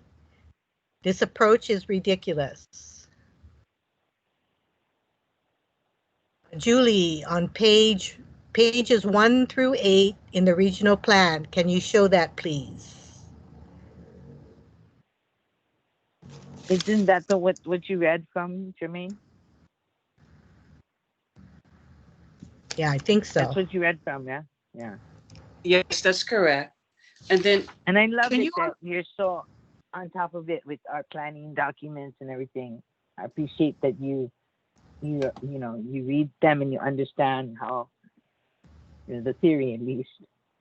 So I appreciate that. Okay. The INA would be better off as a holistic healing location for our people for free to help them restore and reconnect to their piko. Is the subscription cost in addition to our normal monthly HICO payment? What does a normal credit look like? A lot of that will depend on the business model that the subscriber organization chooses. We will have the fees or subscription costs will be transparent on the bill, so you'll be able to see that. But the monthly credit will vary from project to project, and that's where we wanted to provide an opportunity on our CBRE portal so that you can see for yourself which project delivers the best value to you. You are building on lands. Oh, sorry. Oh, Go ahead. so I just want, so Mark, in your presentation, there is a link to the CBRE portal for people to go to, or? There is not, and the reason is we're still at an early stage and we don't have any active projects until we complete this fourth quarter.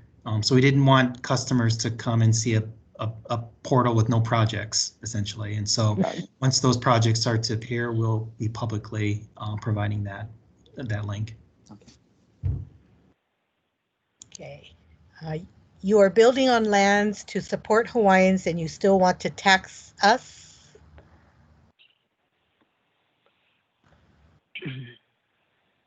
Can you take these questions back to the department with you? Yes. Yes, this whole session is being recorded. You're no different from Vivint Solar, VIVINT. Aole to this project,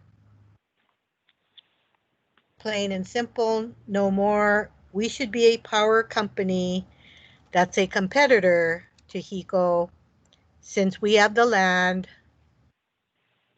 and resources for renewable energy here in Hawaii. It could generate funds to put those on the waiting list in homes.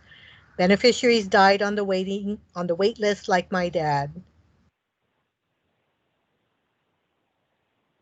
HICO sits on 454.39 acres of land, mostly vacant.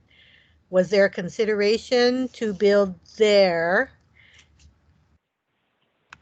on that vacant land?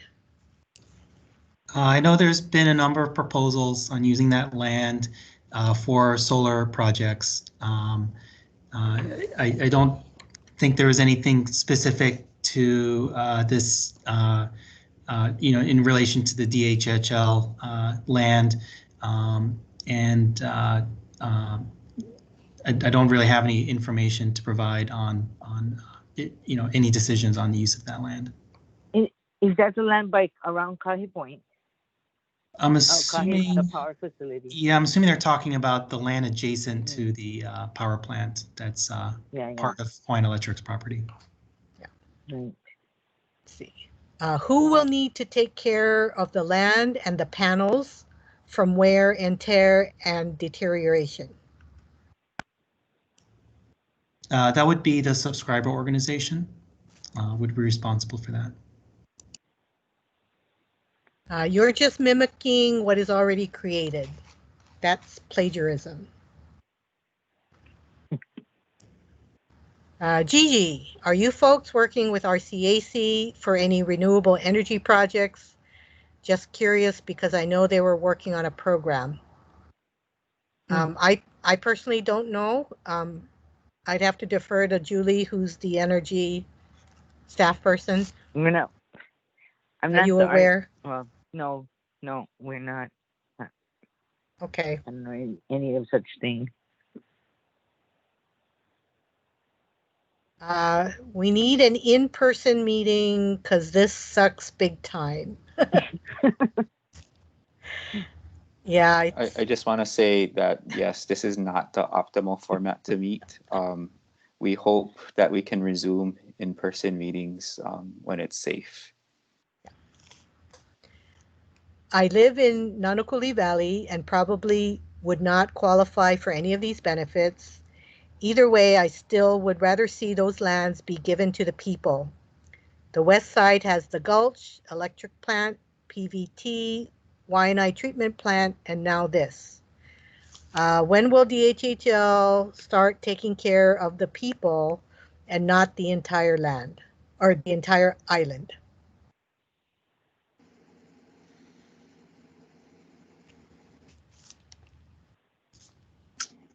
Okay. Okay, this seems confusing. You just said not a project, but you soliciting bids. We're soliciting if anybody's interested to submit a proposal to apply for a project. But there's no project that exists. We have not received any application. That deadline is not upon us yet, so they still have time to submit an application. We don't know what's coming in. And I think we just yesterday extended that deadline, so they'll have more time. So we'll see what comes in. So Hawaiian Homes Commission Act of 1920 is for the people. Why doesn't HECO use their parcel of land across Trax Beach? I cannot in good conscience agree to this. I'm not familiar with that particular tract of land. I think that Hawaiian Electric wants to look at any opportunities if there's a chance to use existing property for renewable energy. We want to provide that as an option. And you haven't been able to be a producer of renewable energy until recently. I mean, until this. This is the first time you guys are being able to bid on projects as well? We do have a Hawaiian Electric self-build team that is operated completely separate from the rest of our organization. They're almost like an outside company, and they, yes, they can bid into these types of programs.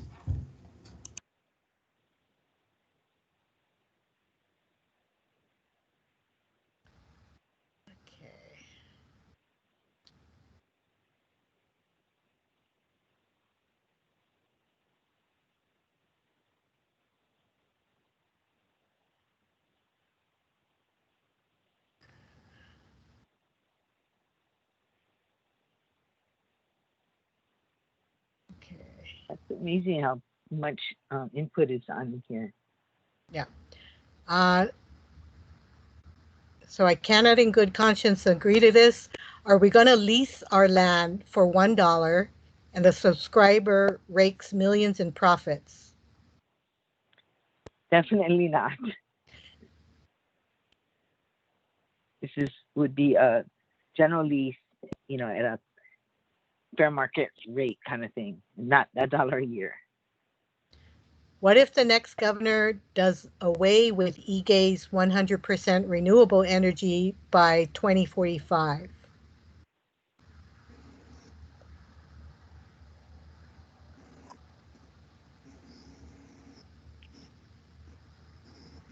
We'd still be ahead of the game, I guess.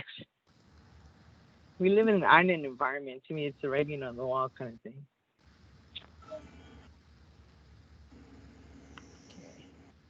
Chair Isla, please disclose the details of your green energy nonprofit on your newsletter.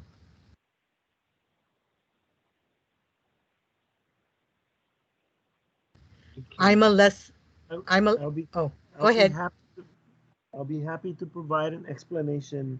It's not my nonprofit. It's it's an internationally known nonprofit of which I'm a board member. So I will do that. I'll make sure that it's also on our website. Okay. I'm a lessee in Nanakuli. I vote no. The Hawaiian Homes Commission Act has a process to remove governor from selecting leadership. I am an heir of Moana. I absolutely vote no. The Hawaiians in Nanakuli should be waived from any and all fees, energy fees.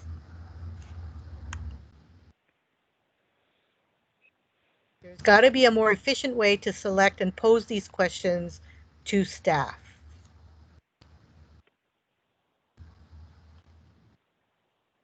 Is there also a public comment period that questions can be sent in after this meeting?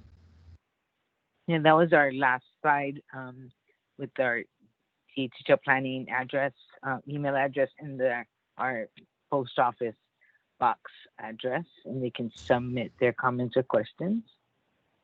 Okay.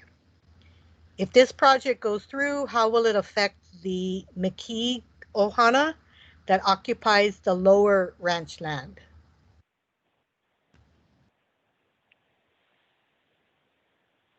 They're on a month-to-month revocable permit for many years, right? Their use is kind of more on a temporary, it's supposed to be on a temporary basis.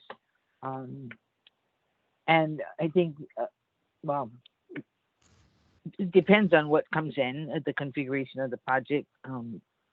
I don't think they would put their solar panels in that area just because of the constraints of that area. But we won't know until the project comes in. But I'm thinking maybe they would be on the upside, and then they wouldn't really be so much in conflict. But we'll see. I think this one, they meant to say creates more traffic on the west side. According to the Oahu Island Plan of 2014, the total DHHL land on Oahu is 8,154 acres. Wondering if we asked this one already. Of the 204,006 acres statewide, the applicants on the Oahu waitlist consist of 9,639 residential and 3,317 agriculture. Yep. Okay. How will this differ from the Kamaile Academy solar farm neighbors who gave little to nothing to the school and community that they are now an eyesore to?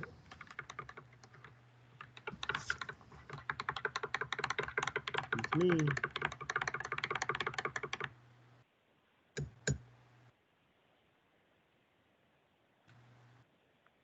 Anyone? I think DH? this You know, is, we're go ahead, Julie. I'm just saying that this is why we're involved in, you know, in trying to talk with the community, see what we want to put out as priorities. And, you know, like the comments have come in tonight, that we need an accountable, kind of equitable way to look at this benefit. So this is all good input. But, you know, I think in that other case, you know, they didn't have that kind of other entity that would be monitoring the situation and trying to negotiate the best deal for them, maybe. I know that, you know, Waianae's been inundated with all these big solar panels. I'm born and raised here. I'm not sure, like, yeah, the benefit, I don't know, you know. But at least with this one, you know, we'll be on the table. Talk about non-DHHL. That's a big maybe. Maybe isn't good enough. Are there ulterior motives with the state of Hawaii and OHA, any financial kickbacks to either entities that needs energy to back the rail, as the Kahe power plant cannot sustain the electrical needs for Oahu alone, 24/7, 365 days. Negotiate something that can be withdrawn from the right away. That's the answer. She should have said. That was a stupid question.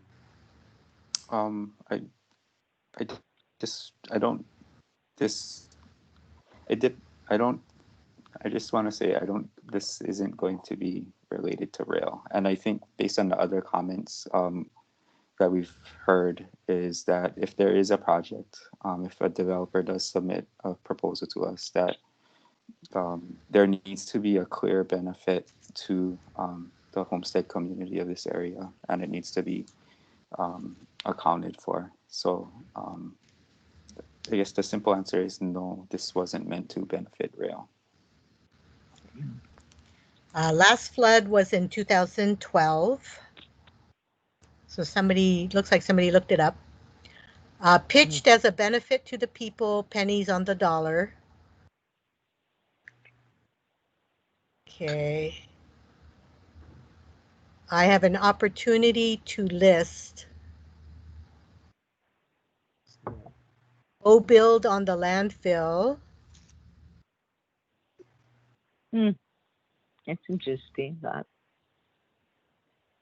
Julie, if you're saying it floods, then are you saying the solar panel's not going to be underwater when it floods? Yeah, they're not going to put it in there, in that area, I would think. They would put it up on the top part. That's just, you know, development constraint of working in a floodway. You're not going to put stuff in there. Julie, why are you saying that it was the flood? That's why the land is not inhabitable. But now you're saying there's areas that you can put the panels. So why can't we put something else there? I'm confused about you saying that there were flooding and that's why this land is being used. It's designated. There's flood insurance maps. They're firm maps, yeah, and so they have these maps that the feds go around and kind of identify where areas are prone to flooding, and that affects your how, you know, the insurance rate that you pay on your home, etc. So this area is prone to flooding. That's all it's saying, and I don't think that they would put the panels there. You know, it wouldn't be a smart decision. But there are other areas within that general agriculture, the yellow swath, that is not prone to flooding. So maybe they could put it there. But we'll see. No, but my question to you wasn't about where they can put the panels. My question is, you said that the panels were going to be in Nanakuli Ranch because the land was not available or not deemed inhabitable for other uses. So that's why you were going to use it there. And in your conversation in your presentation, you were saying, oh, because there's a lot of flooding, there's a lot of mosquitoes, but yet on your Oahu Island White Plan, it said there that there was low rainfall, LOW rainfall in this area. Yeah. So I mean, it's why not. Yeah. it says that in the DHHL about this land. It's low LOW rainfall. So what I'm saying to you is, didn't you come back to us and ask us for another higher and better use other than using it for solar panels? Well, we're doing that now, Jermaine. We're here talking about it, and I'm so glad you're well versed as to the plan. But yeah, that's why we're here to talk about this. So in other words, you're not coming back to us. You're not coming back to us and asking us what are the higher and better uses. You're coming back to us and telling us, this is what we're going to do. We're going to put solar panels in Nanakuli Ranch, whether you like it or not. Once we get a solicitation bid. No, but then when all the bids, when the bid comes through, when the bid comes in, right? A bid, because it's out for solicitation. You wouldn't go out for solicitation if you were going to come back to the beneficiaries and say, there's land that we want to know. Now we're okay to talk about it. Let's talk about what are some higher and better uses that either people on the wait list, you can go generate income from that land by maybe having avocado trees or mango trees or kukui nut trees. You can use that land because the flooding will water it. And then you can get your income so that you can have money to get off. When the wait list, we come to you from the wait list, you have already generated income for a business, for your family to be able to handle a mortgage. Those kinds of uses. That's a great idea. No, mango trees, kukui nut trees, inamona, all of that can have in one area that can get high flooding, like you're saying. We can plant all those trees. Absolutely. But instead, you're saying solar panels to go for apartments in Kaka'ako, or no, I did not say that. No, but it's Can not. we continue this meeting, please? Sure. Can we continue this meeting? Got it. No problem. I just want clarification instead of being confused about what the Palapala says to us versus what they're telling us in this presentation. But I'll go ahead and continue to listen. Let's be really clear. So I just want to point out that I just wanted to point out that we're at close to 8:40. We had scheduled the meeting to Paul at 8:30, but we will get through the comments as quickly as possible. And I know this isn't the most ideal format for such a large gathering of people, but we will try to get through all of the comments expediently, but in a thoughtful manner. So I appreciate everyone's patience for those of you who are sticking around to listen, and just want to mahalo everyone for being patient, thoughtful, and listening. Okay. I think we had this comment earlier. We use DHHL land in Nanakuli Ranch for other people to get solar. I don't understand. A partnership, just like Anahola tried to do. If this project goes through, how will this affect the Maki Gohana that occupies the lower ranch land?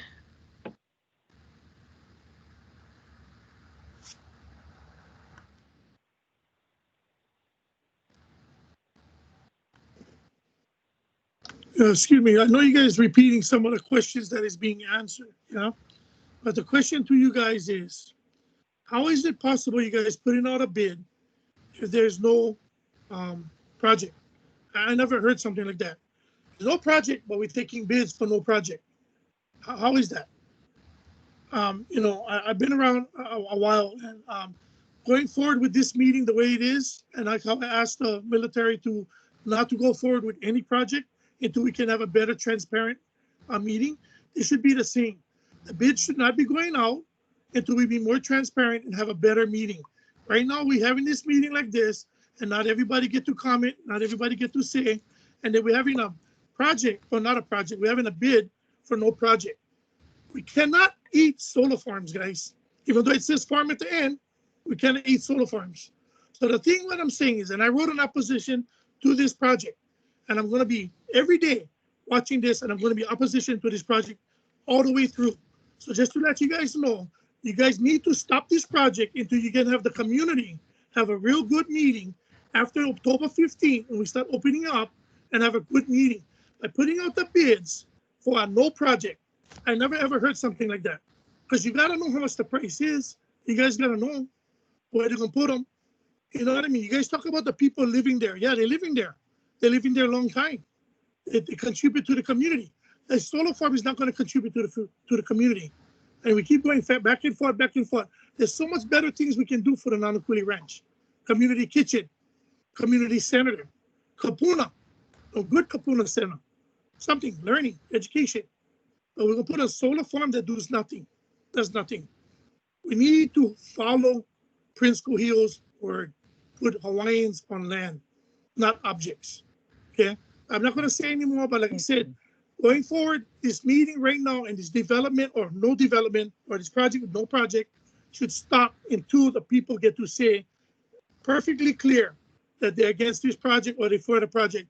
But going on Zoom like this and having all of these words over and over, people saying the same thing through text, there's no dialogue. There's no good dialogue, seriously, because it already seems like you guys already made the line in the sand that you guys are going to go with the project because that's what you guys are taking bids, even though there's no project.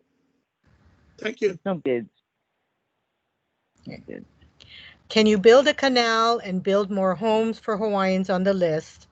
And what happens to you guys building homes in the ranch that you said when we was at the emergency road meeting at Kawaihona? So Julie, let me take that one. So as Jermaine pointed out, the amount of land that we have on Oahu is limited. If we get no additional land on the island of Oahu, the Nanakuli Valley becomes the only land that we have available. Development costs in Nanakuli Valley are high. It's going to be infrastructure costs are going to be very high because of slope issues, because of drainage issues. It doesn't mean that we can't do it. It means that we have to go through the legislature and get development funds. We don't have that. So we're not saying that houses can't be built there. We're just saying we don't have the money to build houses right there now. And we have other properties that we are developing. So that's where the department, that's where our pipeline is going. And in the future, we may have to look at Nanakuli Ranch, and we may have to go seek additional funds from the legislature to do development on land that's not flat. So that's all.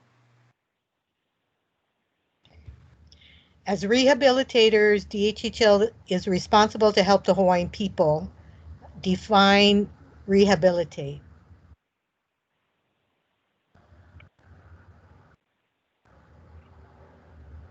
Rehabilitation in the act could mean almost anything. Right now, the department is being held accountable for not taking people off the wait list, which means either building lots or giving out leases. So rehabilitation, there is a small part of the budget that goes to rehabilitation projects, but the vast majority of our budget goes to infrastructure. That's why we seek to develop lands to obtain revenue from available lands to help with infrastructure so that we can get people off the wait list. Thank you. Giving up land that we need to subscribe to one of the programs and HECO profits from us. Hawaiian Electric doesn't earn a profit in the CBRE program. The interactions are between the subscriber organization and the subscribers. And we just facilitate as an administrator. There's no exchange of money with Hawaiian Electric. I'm going to skip this next question because it's come up before. What are the risks of fire? What happens when solar panels are engulfed in flames from occasional brush fire? Does it impede fire crews' access to fight fires?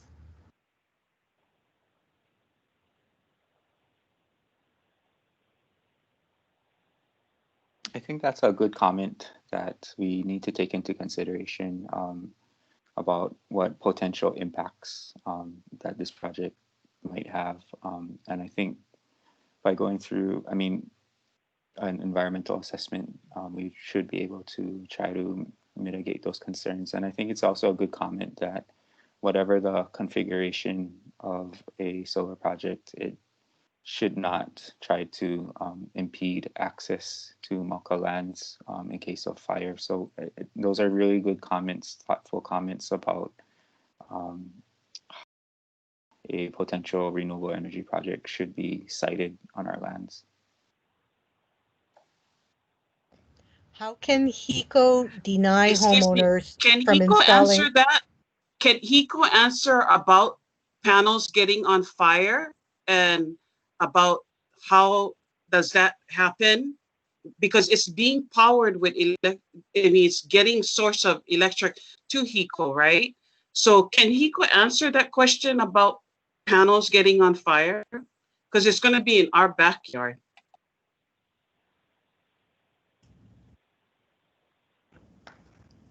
Oh, sorry, I don't know if Greg you might be on mute. Sorry about that. Can you folks hear me now? Yep, can hear you. Thanks, I apologize. So this is Greg Shimokawa. I'm the manager of the Renewable Energy Procurement Group at Hawaiian Electric, and just speaking in general about projects and the requirements that we have. We do have, if we get to the point where there's a real project, we ask the developers to work with the fire department on any concerns. They have to meet building code requirements. And again, I guess the larger point is that we'll ask anyone to come out early and meet with the community, to work with the community on some of their concerns about siting and location, access, uses, view planes, and things like that. So if you ever get to the point in the process, and I know that's a long way from where we are right now, there are things in place to make sure that safety and those things are taken into account. Do solar panels burn? I mean, is there a possibility of that kind of thing? So again, I'm not the technical expert on this, but they're electrified. But usually they're shut off things when there's things short. And but again, I'm not the electrical engineer on that part of that. Yeah, I hadn't thought about that. So. Okay. So you guys have storage batteries for the solar farm? It depends on what program or what solicitation they're going to respond to. For the CBRE program that Mark was talking about earlier, storage is an option. It's not necessarily required. That's going to be a problem if it does blow up, right? The batteries blow up, right? Dangerous. Windmills, batteries, and toxic. Yeah, it's in the valley. Homes are right there. Families live there. Would you want to live there if that thing? That's true. There's been cases where batteries are caught on fire, but I think what I said earlier still holds. That the developer would have to work with the fire department, meet the building codes and things like that. Right. Right. And again, there will be an environmental study that will look at all of those factors and the environmental studies are public documents for everyone to review and be commented on. Okay, how can HECO deny homeowners from installing PV systems, but still allow massive solar farms?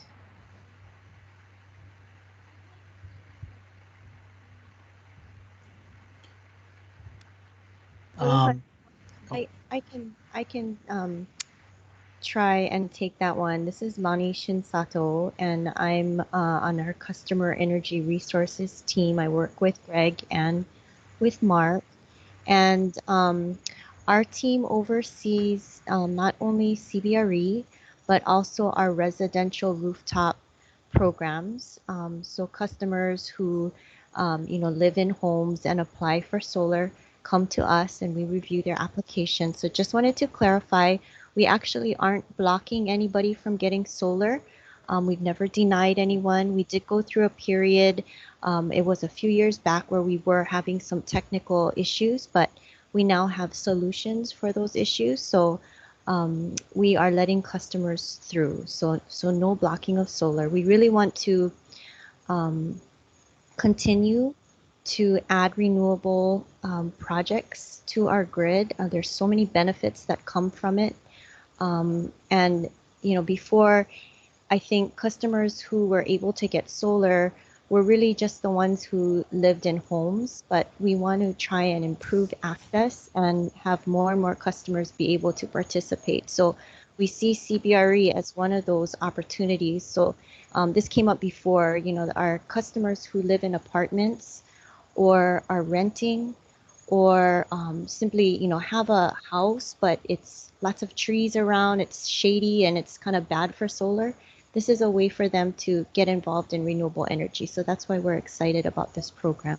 I hope that answers the question. We are owed what little lands we have. We should not have to subscribe to renewable energy.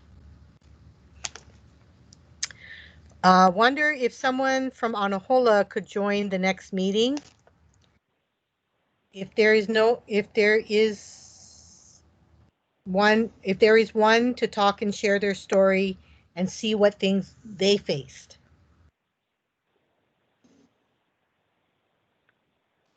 That's a good suggestion. There should be more meetings to come up with proposals. We need majority of the Nanakuli homesteaders to give their input and ideas. Need to know what is the timeline, then we can discuss.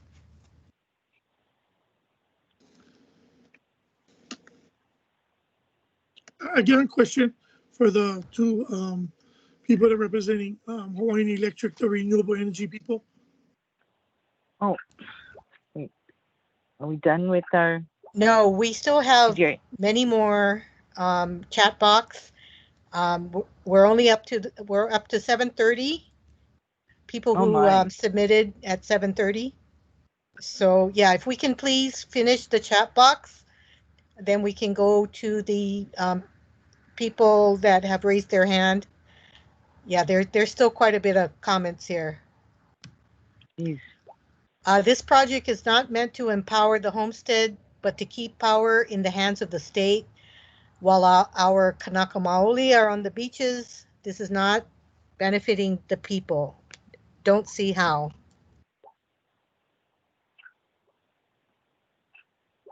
Then the homestead community should not be taxed. This is BS, not for us beneficiaries. We'll get nothing out of it, but make the renewable wins. This deal sucks big time.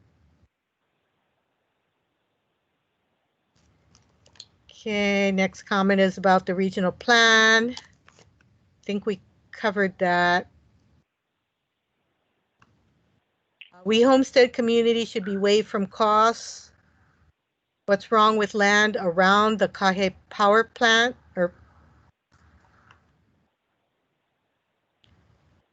DHHL, isn't this reacting to actions by others? HECO and the state. Okay. This was mentioned before about building a canal road, or build a canal road, roadways, portion out land, and let us build our own houses on there. Stop forcing Hawaiians to buy expensive houses. Issues cannot pocket the funds to personal accounts.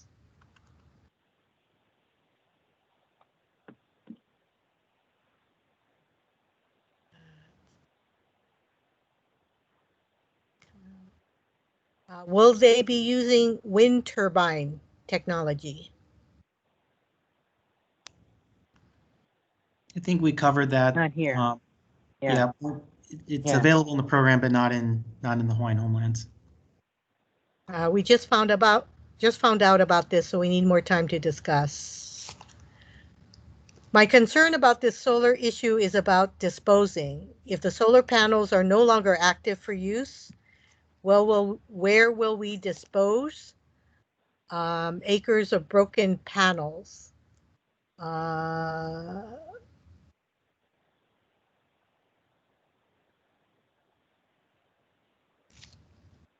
Yeah, so what happens after the useful life, I guess, of these panels?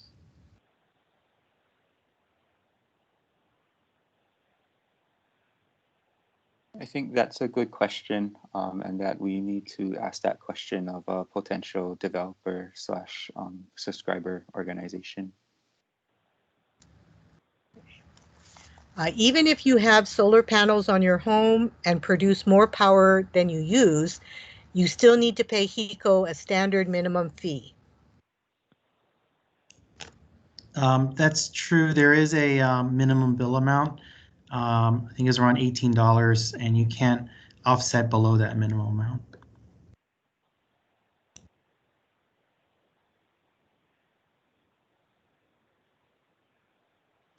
Okay. DHHL is not building or providing any benefits to the Hawaiian people that I'm aware of, other than the land we currently live on. Alaskan residents are given stipends for just being a resident. So why aren't Hawaiians being compensated? But once again, I would rather see those lands be given to other Hawaiians for agriculture purposes. Okay, the short answer to that question is because we don't have oil in Hawaii.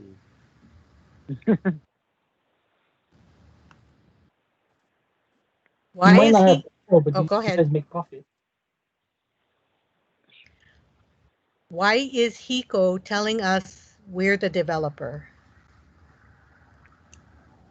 I think I may have responded based on earlier comments where there was interest in becoming a developer and in the Hawaiian homelands, and I was just saying that that is an option.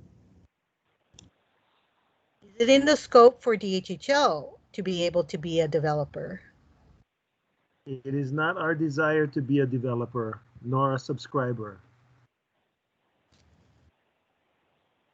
Okay, thank you, Chair. HECO needs to be more clear.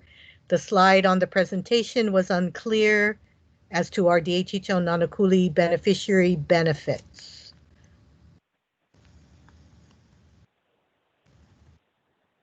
I'm not sure. We won't be able to determine any of that until there is someone that comes forward, because if no one comes forward, then this is a moot discussion. So we can't answer those questions as of yet. Okay. There's a comment in here about, I thought we were all muted. I've been raising my hand all this time. So again, we are trying to get through the chat box first, and then we'll take those who have raised their hands. Mahalo for everyone's patience. There's nothing to discuss. Those who are making these decisions think in and for the moment, and this glorified project does nothing but bring fame to one's name as to who initiated this project. This does nothing for the homesteaders. When those pass on and the next generation, which is Gen Z, they are independent thinkers and business owners. They want the INA to remain intact and beneficial for a global contribution to minimize the carbon footprint this will be making. Okay.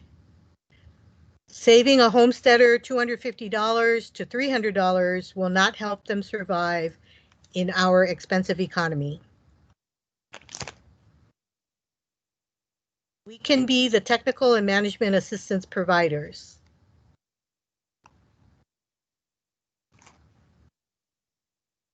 Okay, again, comment.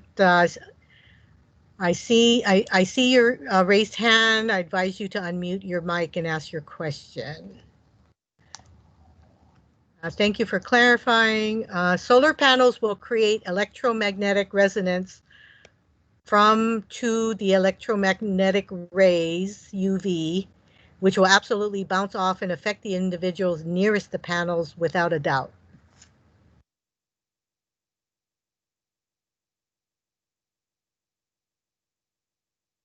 What was that, Julie? Is it 25 or 30 years?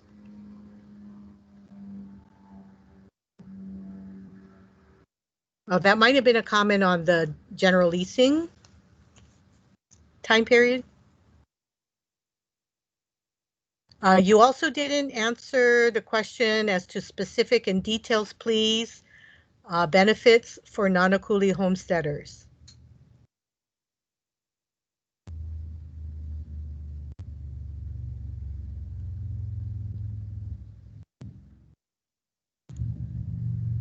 Julie, if you're talking, you gotta unmute yourself.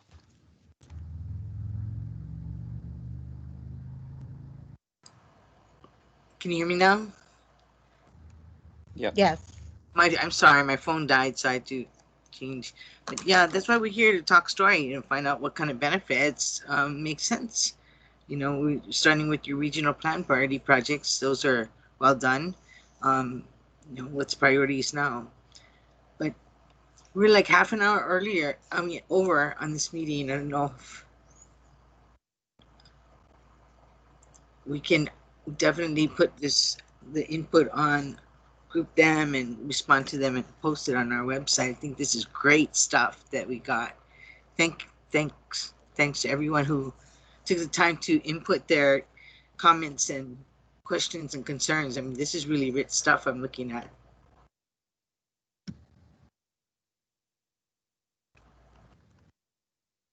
Okay, so Andrew, there was some time that was allotted for the meeting. Obviously, there's a lot of written comments that can be incorporated. I would, before we close, I would give some professional courtesy to Senator Favela. He's been waiting to ask another question.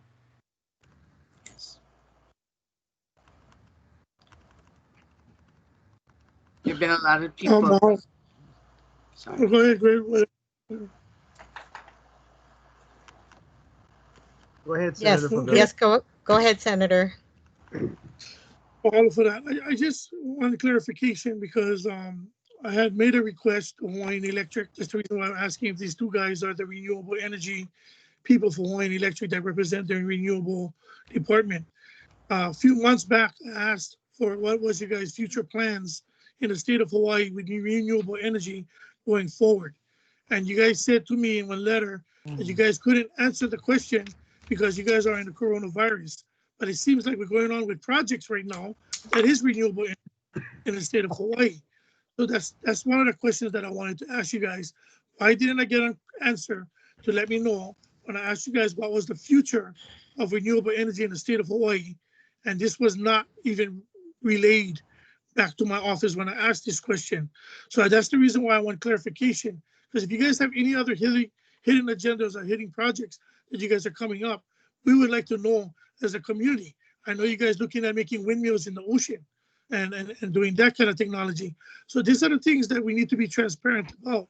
The people in Nanakuli do not really care for a solar farm there. We need more things there. You guys talk about not having funding. That's the reason why you guys made Kamakan Ali.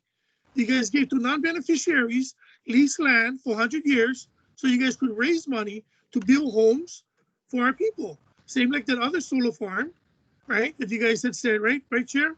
He said you guys need the other solar farm in Kalailo and Barbers Point to generate funds so that we can build more homes for our beneficiaries. So why not use this land for that?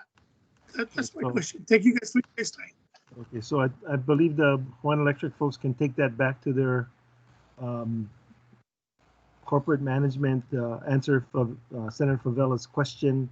And my answer to you on this one, Senator Favela, is that we would not be doing our fiduciary duty to the trust if we don't take a look at this opportunity and if we don't explore the possibility. There's no project as of yet, but we won't know what the opportunities are for both the trust in terms of general lease revenue, benefits to anyone who may purchase into the subscriber, or any any community benefits, because there's nothing on the table right now.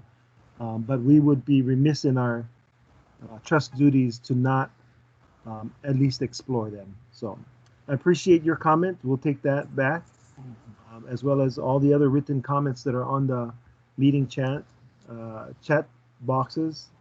And just thank everyone for participating tonight.